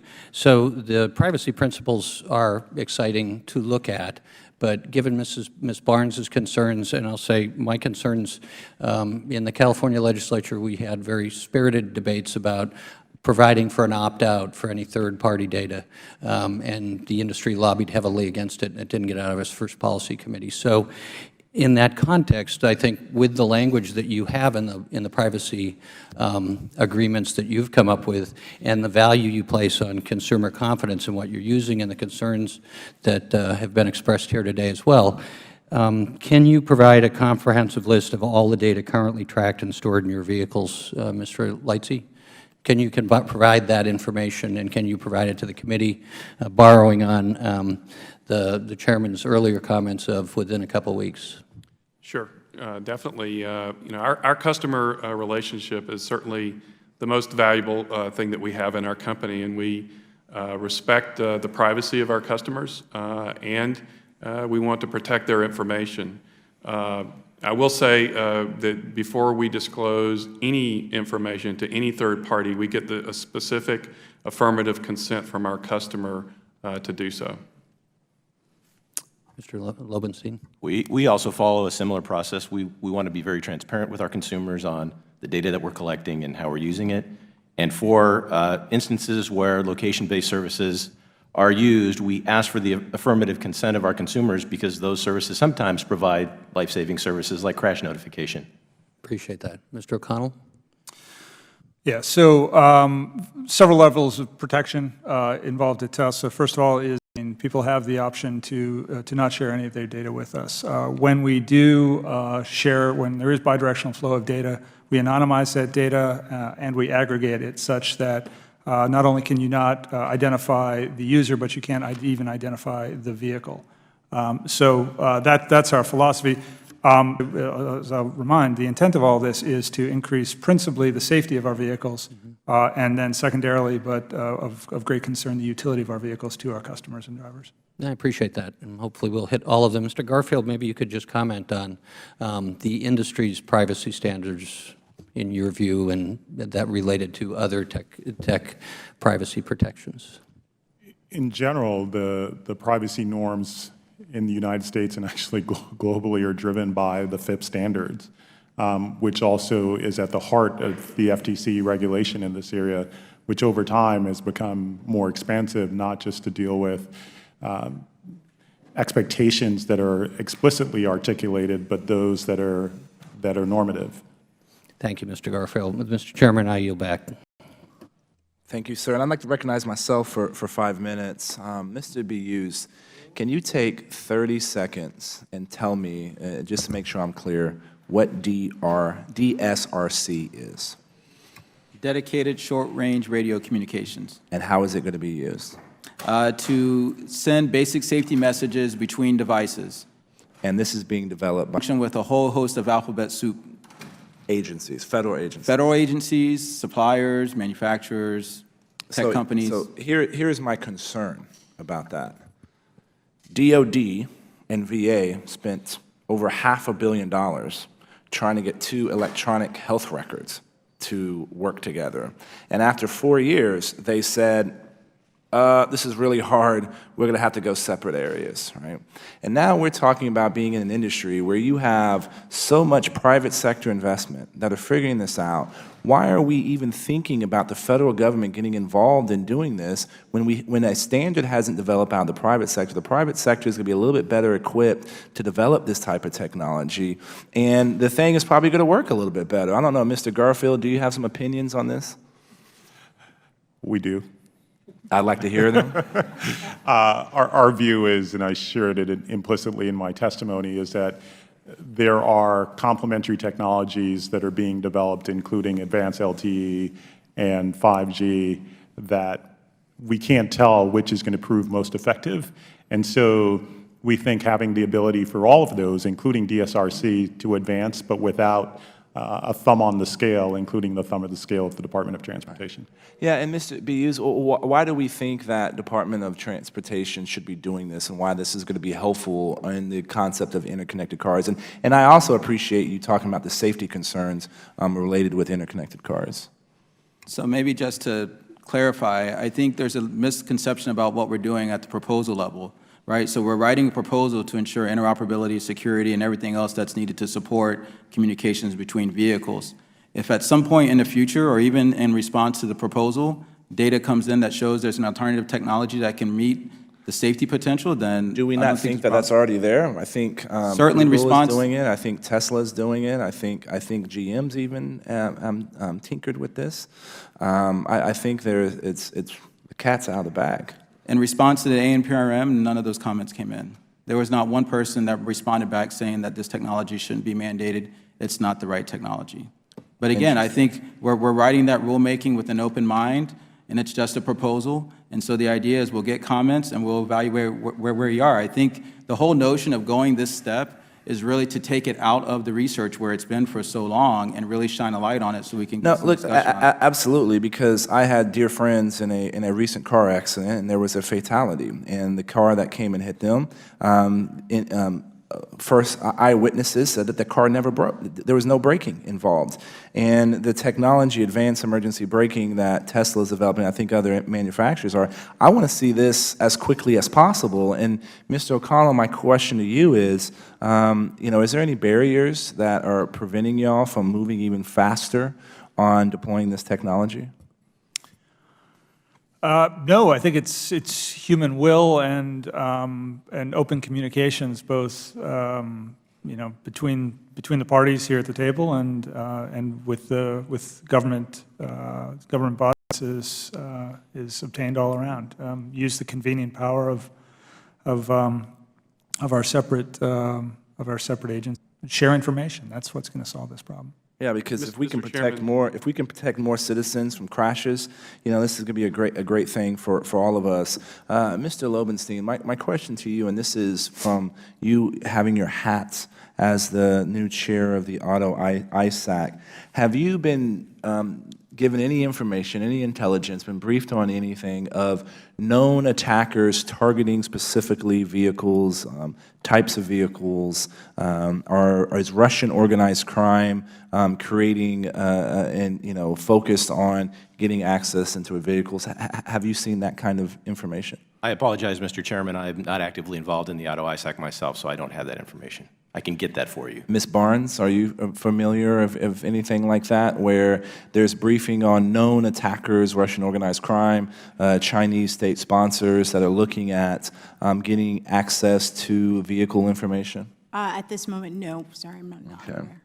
aware. Because, again, one of my concerns is that, I did this for a living. We did this on trains, we did this on subways, and looking at how can you take advantage of it. We got to know what the threat is, and this is why I think this creation of the Auto ISAC is important. And if you're not getting the kind of information sharing, because the federal government should be sharing as much information as it possibly can with the private sector for the private sector to protect themselves and to protect consumers. And if you're not getting that, let me know. And my last point is the Office of Personnel Management had difficulty protecting the records of 23 million people, and they had the audacity to not even say "my bad" when they sent out the letters to the people that did receive the letter that they were compromised. By the way, I was one of them. And at least when some of these issues have arisen within the auto industry, that I got a letter pretty quickly talking about how you fix it, how you do it, and it was a responsiveness that I wish the federal government had. And so I think I'm always concerned when we put too much faith in federal agencies to protect our information. And it's a cooperation, it seems like it is, Mr. Buse, I appreciate that. But this is where we need to work together, and we need to make sure that innovation and entrepreneurship is allowed to grow. With that, I'd like to recognize— Actually, if I can make a quick plug for data breach legislation, which has been pending for quite some time, almost a decade, is long overdue and could be helpful here as well. Then I'd like to recognize my colleague from Virginia, Mr. Connolly, for 5 minutes. Thank you, Mr. Chairman, and welcome to the panel. Maybe, Mr. Garfield, I'll start with you. Can you tell us the difference between autonomous and assisted vehicles? In common nomenclature, the idea is that an autonomous vehicle doesn't necessarily rely on vehicle-to-vehicle or vehicle-to-infrastructure communication. So it is truly not connected to another car or to communication from infrastructure. Or to a driver? Or to a driver, correct. And assisted would be? It's assisted by some networked communication, either with the infrastructure or with another. But also might be driverless in that sense, yeah. Right. Okay. Maybe we can start with you, Mr. Lightsey. I represent Northern Virginia here in the nation's capital. National Capital Region, as measured by A&M's Urban Mobility Scorecard, now has the nation's worst congestion, as measured by these metrics: 82 hours stuck in traffic every year, on average, 35 gallons of gas wasted idling every year, and at least $1,800 in lost time every year. How could these technologies assist a region like this with arguably the worst congestion as measured by those metrics? Yes, thank you. So first of all, let me backtrack a little bit to the Chairman Hurd's questions about DSRC. And just let me say, on behalf of the industry and on behalf of GM, private industry has also invested a substantial amount of money equal to or greater than the amount of money that the government is invested in this technology.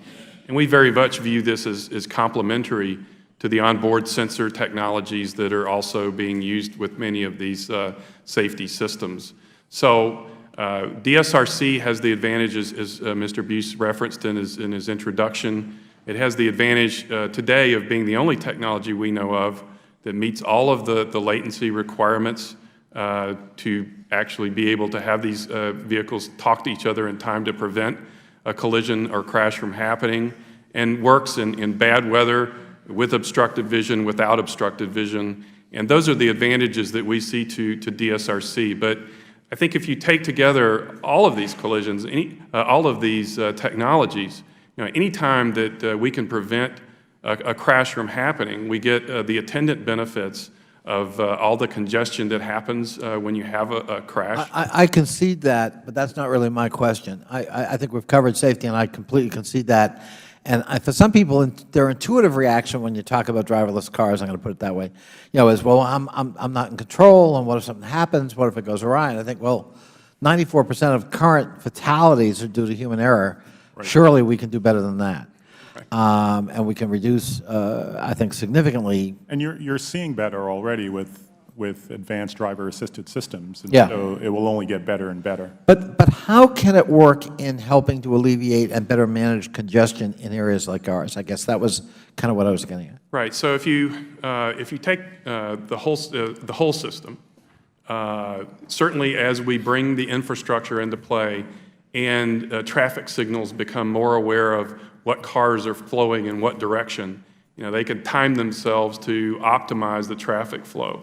Autonomous vehicles, as being better controlled and by a human operator, will be able to follow each other a little bit more closely and in a safe manner, and therefore make more efficient use of the roadways that we already have, instead of us having to continually add new lanes to our highway system.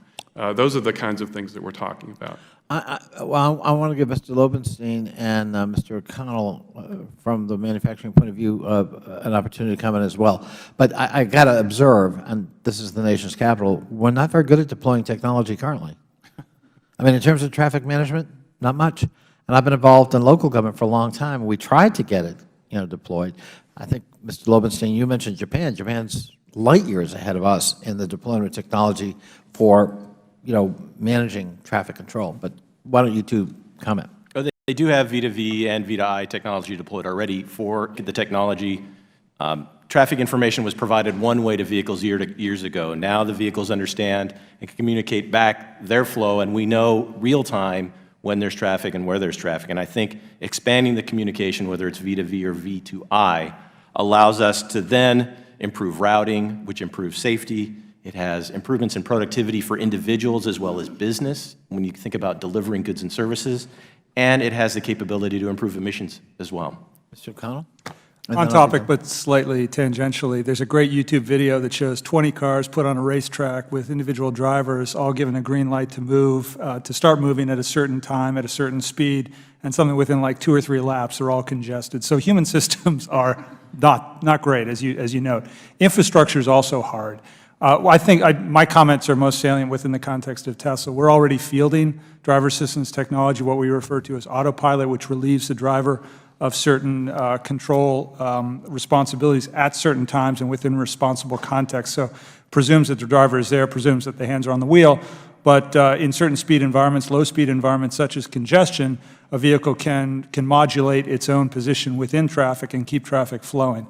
So I think that, it's tempting to think that this sort of technology could be implemented rapidly across the fleet. It's too bad the connectivity doesn't exist across the fleet so that we can't rapidly update systems, but I think you're going to see it implemented more and more quickly over time. And if I could just observe at the end here, Mr. Chairman, I think what's hopeful is how rapidly we already are adjusting to technologies that assist us in this effort. So, on our own, we're getting on this and finding out what's a better route because of congestion. I can even look at reports coming in for what's causing the congestion, and then I can make a judgment as to whether I want to go or not. GPS, has revolutionized. I have to explain to my young staff what a map was.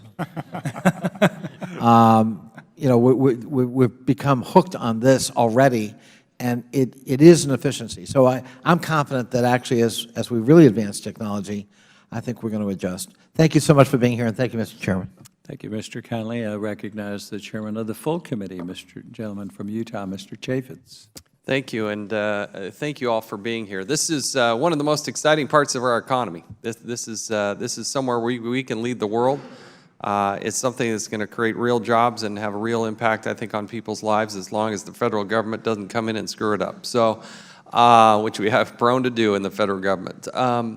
One of the raging discussions and topics that we're going to have in this nation, particularly in light of the horrific terrorist acts in Europe and what we've experienced here in our own homeland, is a further discussion about encryption. Because I think one of the big questions before our nation is how much privacy, how much security are we going to give, or how much privacy are we going to give up in the name of security? And it's a difficult question when you see friends and loved ones and people on television being killed. It's a very difficult thing. But on the other hand, I also want my wife, my kids, myself, my friends, my neighbors to be as safe and protected from would-be people who want to cause them harm and tap into information. So maybe if I could start with Mr. Garfield here. If you could address the whole encryption issue, how does it really work? Because you really can't create a key just for the good guys, just for law enforcement, right? It's either encrypted and secure or it's not. And give me your perspective on that, particularly in light of what this country is dealing with right now. Thanks for the question, Mr. Chairman. I would start by saying that the people that I work with are patriots, and so are as sickened by what they saw in Paris as everyone else in this room. The context in which we're having this conversation actually speaks to the issue, because when we're talking about security and safety, encryption is an important tool for enabling that.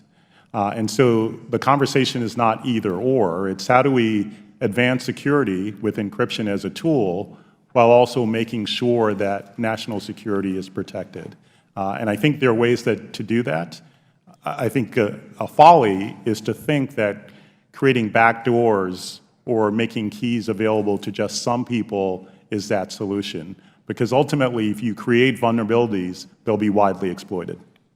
Yeah, but can't you just give it to, the guy at the Genius Bar and your wife and just call it a day? Or is that, explain to the person who's not as familiar with this how this works or doesn't work.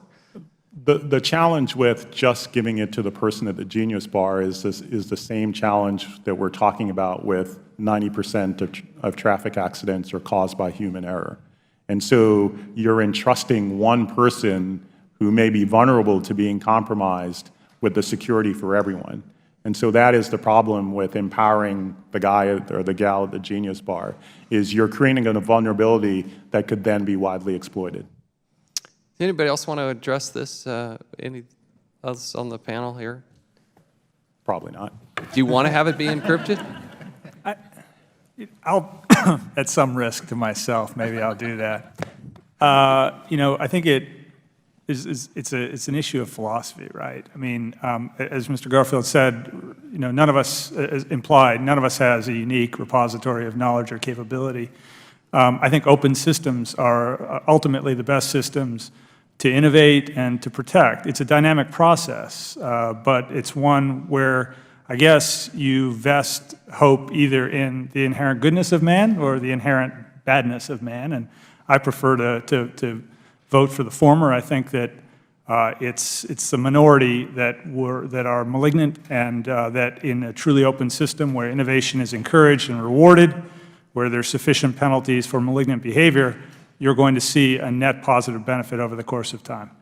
Well, thank you. And I think as members on this panel and the nation grapple with this, I think that the 99% of our population that does deal with things in a safe and secure way, they're good, honest, decent people. I think the bigger obligation is to protect them as best we can. And certainly there can be carve-outs for law enforcement needs. If you have a probable cause, articulable suspicion, you have a terrorist type of activity going on, of course, there are things, whether it be geolocation or other types of things, that they should be able to tap into. But if you're a suspicionless American, if you're somebody who is leading a good, decent, honest life, I think you have an expectation of privacy in this nation. And that will certainly come into play not only with cars, but the Internet of Things and everything that's going to be connected. I think this is going to be one of our big questions we're all going to have to grapple with. If I can add one more thing. Sure. I think how we approach these issues have to be grounded in something.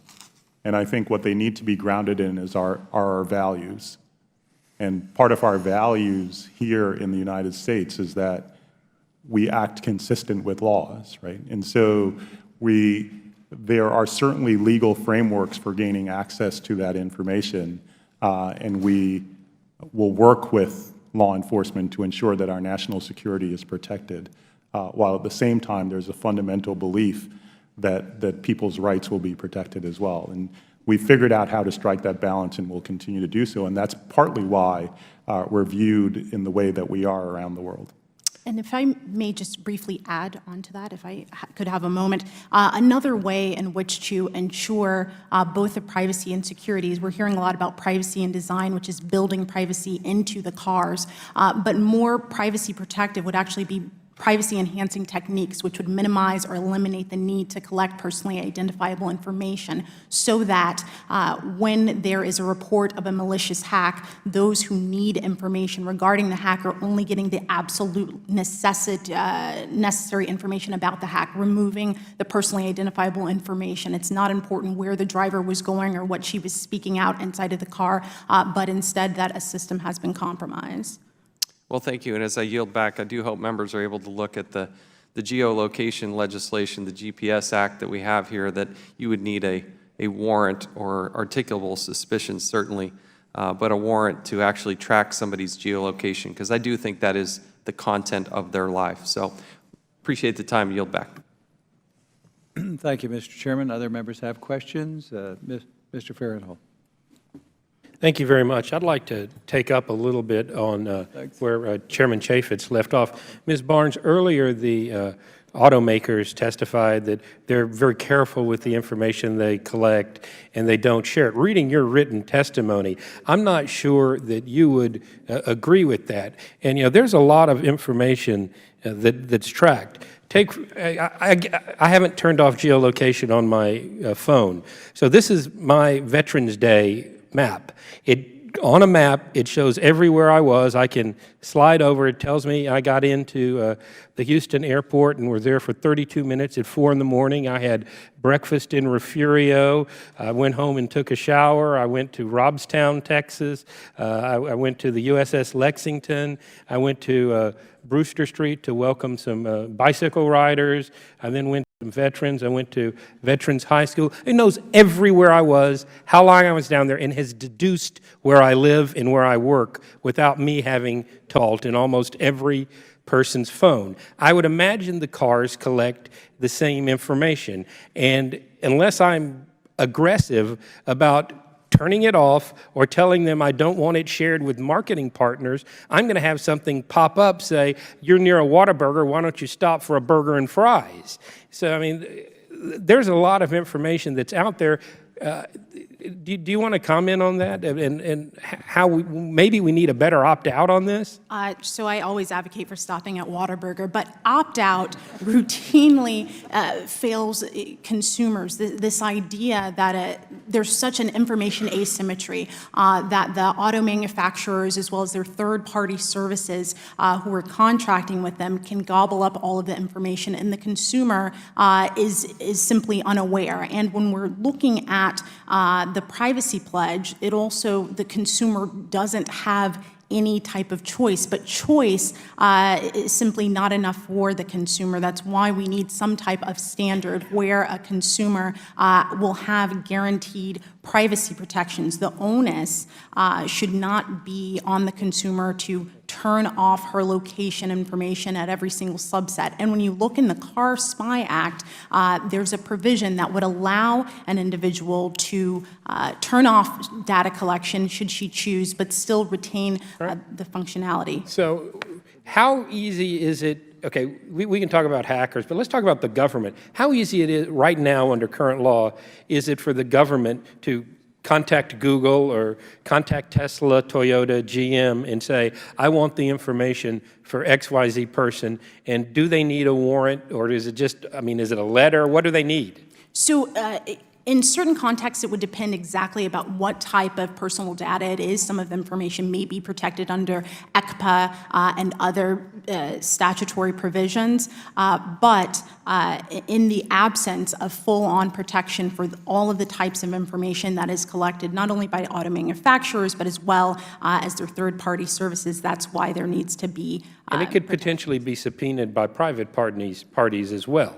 Easily, yes, sir. That insurance companies, marketers, those are some of the provisions to prevent marketers to get it as well. So, did any of the auto manufacturers have an idea how many of these they get a year requests for information from the government, be it a subpoena or a federal agency? Mr. Lowenstein, you look like you have an answer. So I'm not aware of the number of requests we get, but we have had a long-standing policy that anytime we do get requests for that type of information, we require either a court order or a warrant before that information is released. Mr. Lightsley? We have that same policy. We will not give away any of our private information unless there's a due process of law. All right, thank you very much. And let me ask, I've got another minute or so here.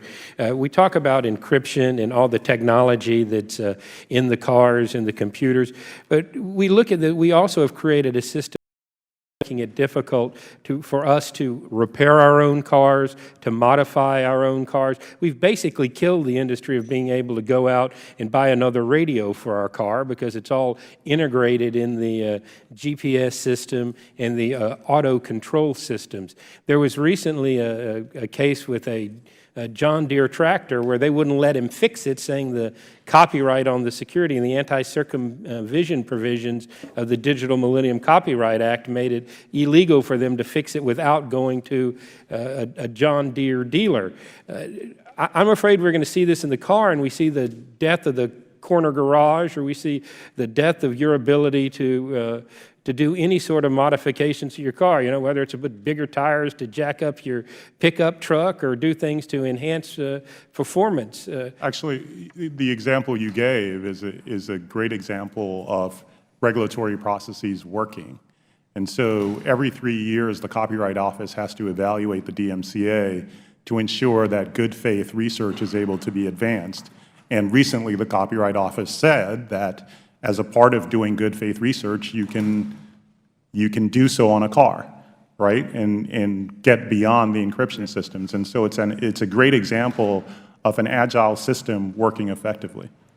Well, my concern, of course, is you never really own your vehicle because there's so much software involved. You actually may just be licensing the software to operate something that would become a brick if you tried to modify it or transfer it or do something else. But that's something not to be overly contentious, but we can't have it all ways, right? So we can't say we want connected cars moving down the highway and be secure and safe, while at the same time saying we want everyone to be able to get into that and be able to stop it while it's moving. Well, I think Mr. O'Connell is saying that we want open source software where we can actually see what's being in and control have control over your own vehicle. I mean, where's the line there?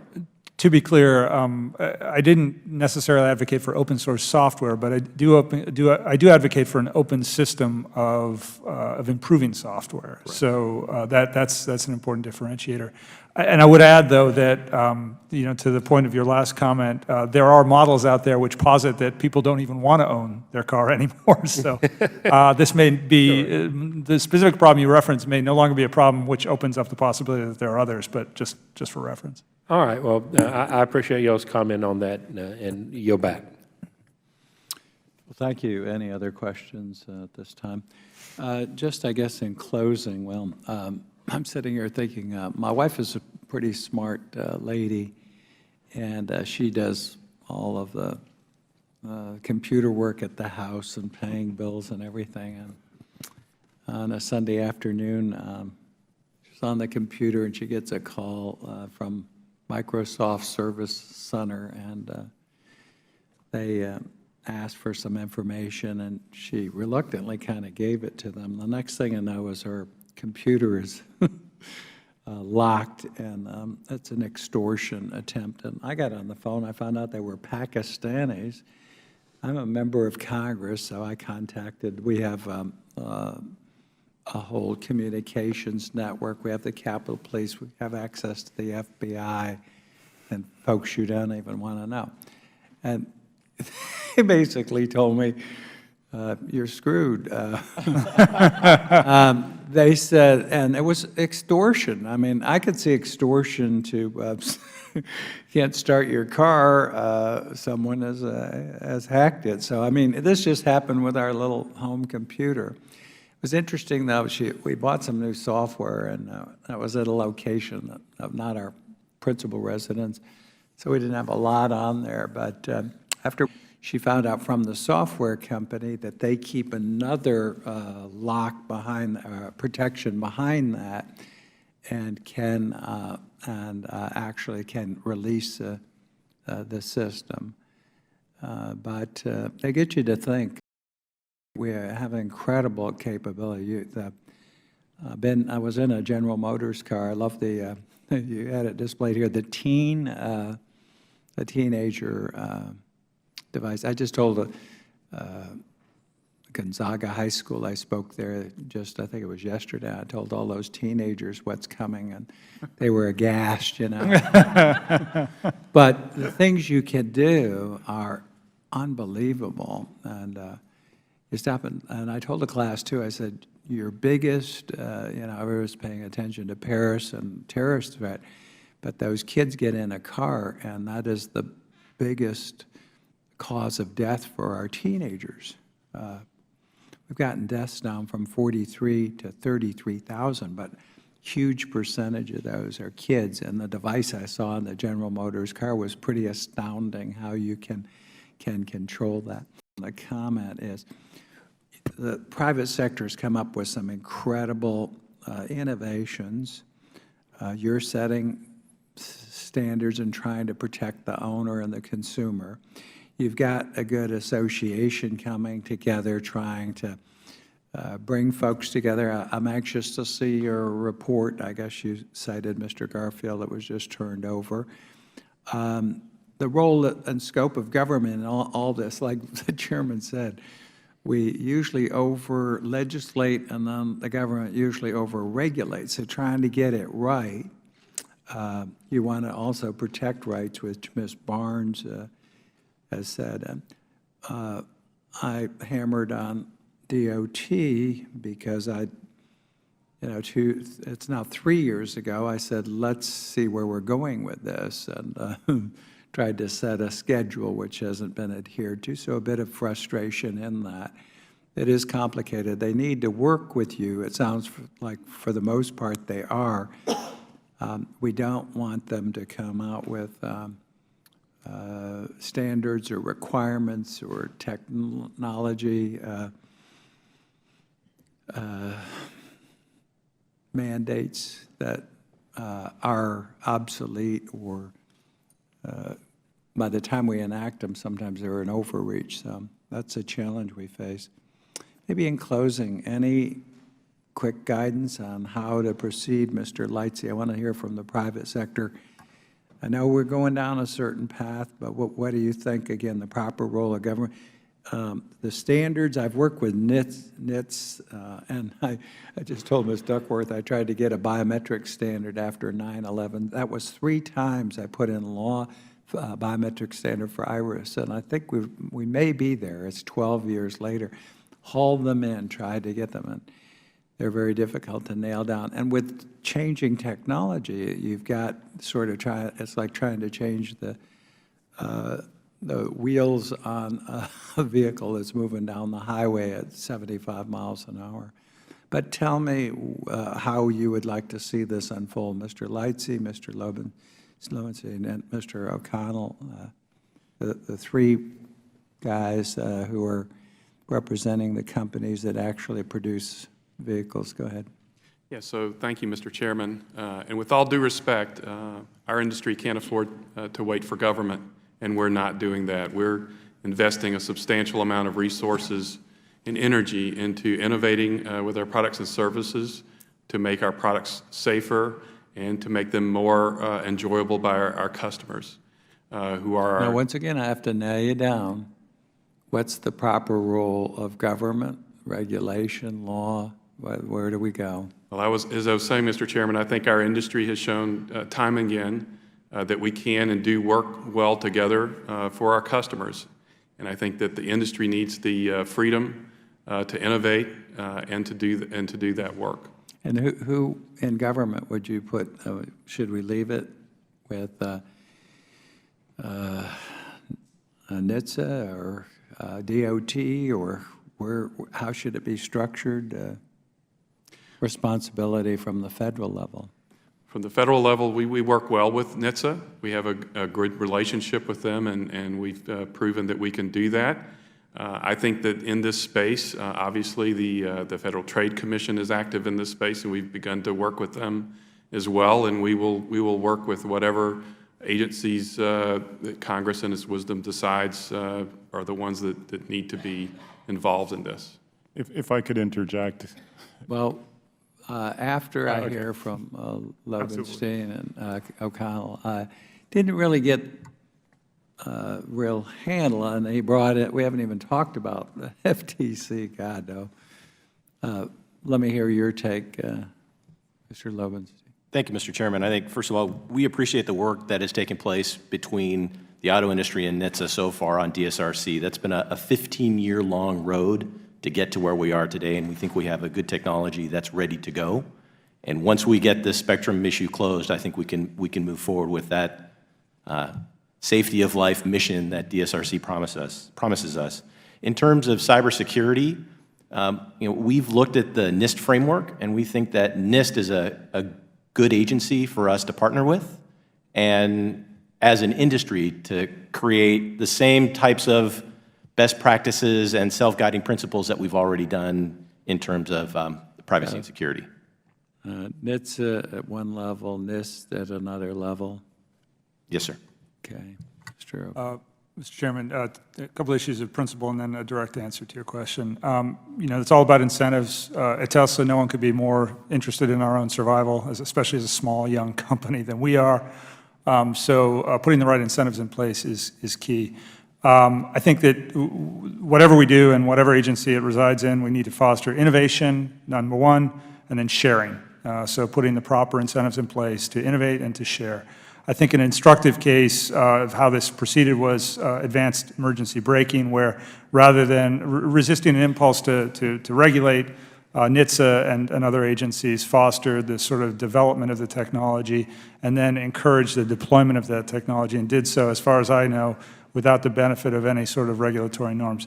The hazard with standards is that, of course, in a long process, you move toward lowest common denominator behavior, and so that's to be encouraged in some cases, but not, the standard setting process, but not wholly appropriate in innovative arenas like this.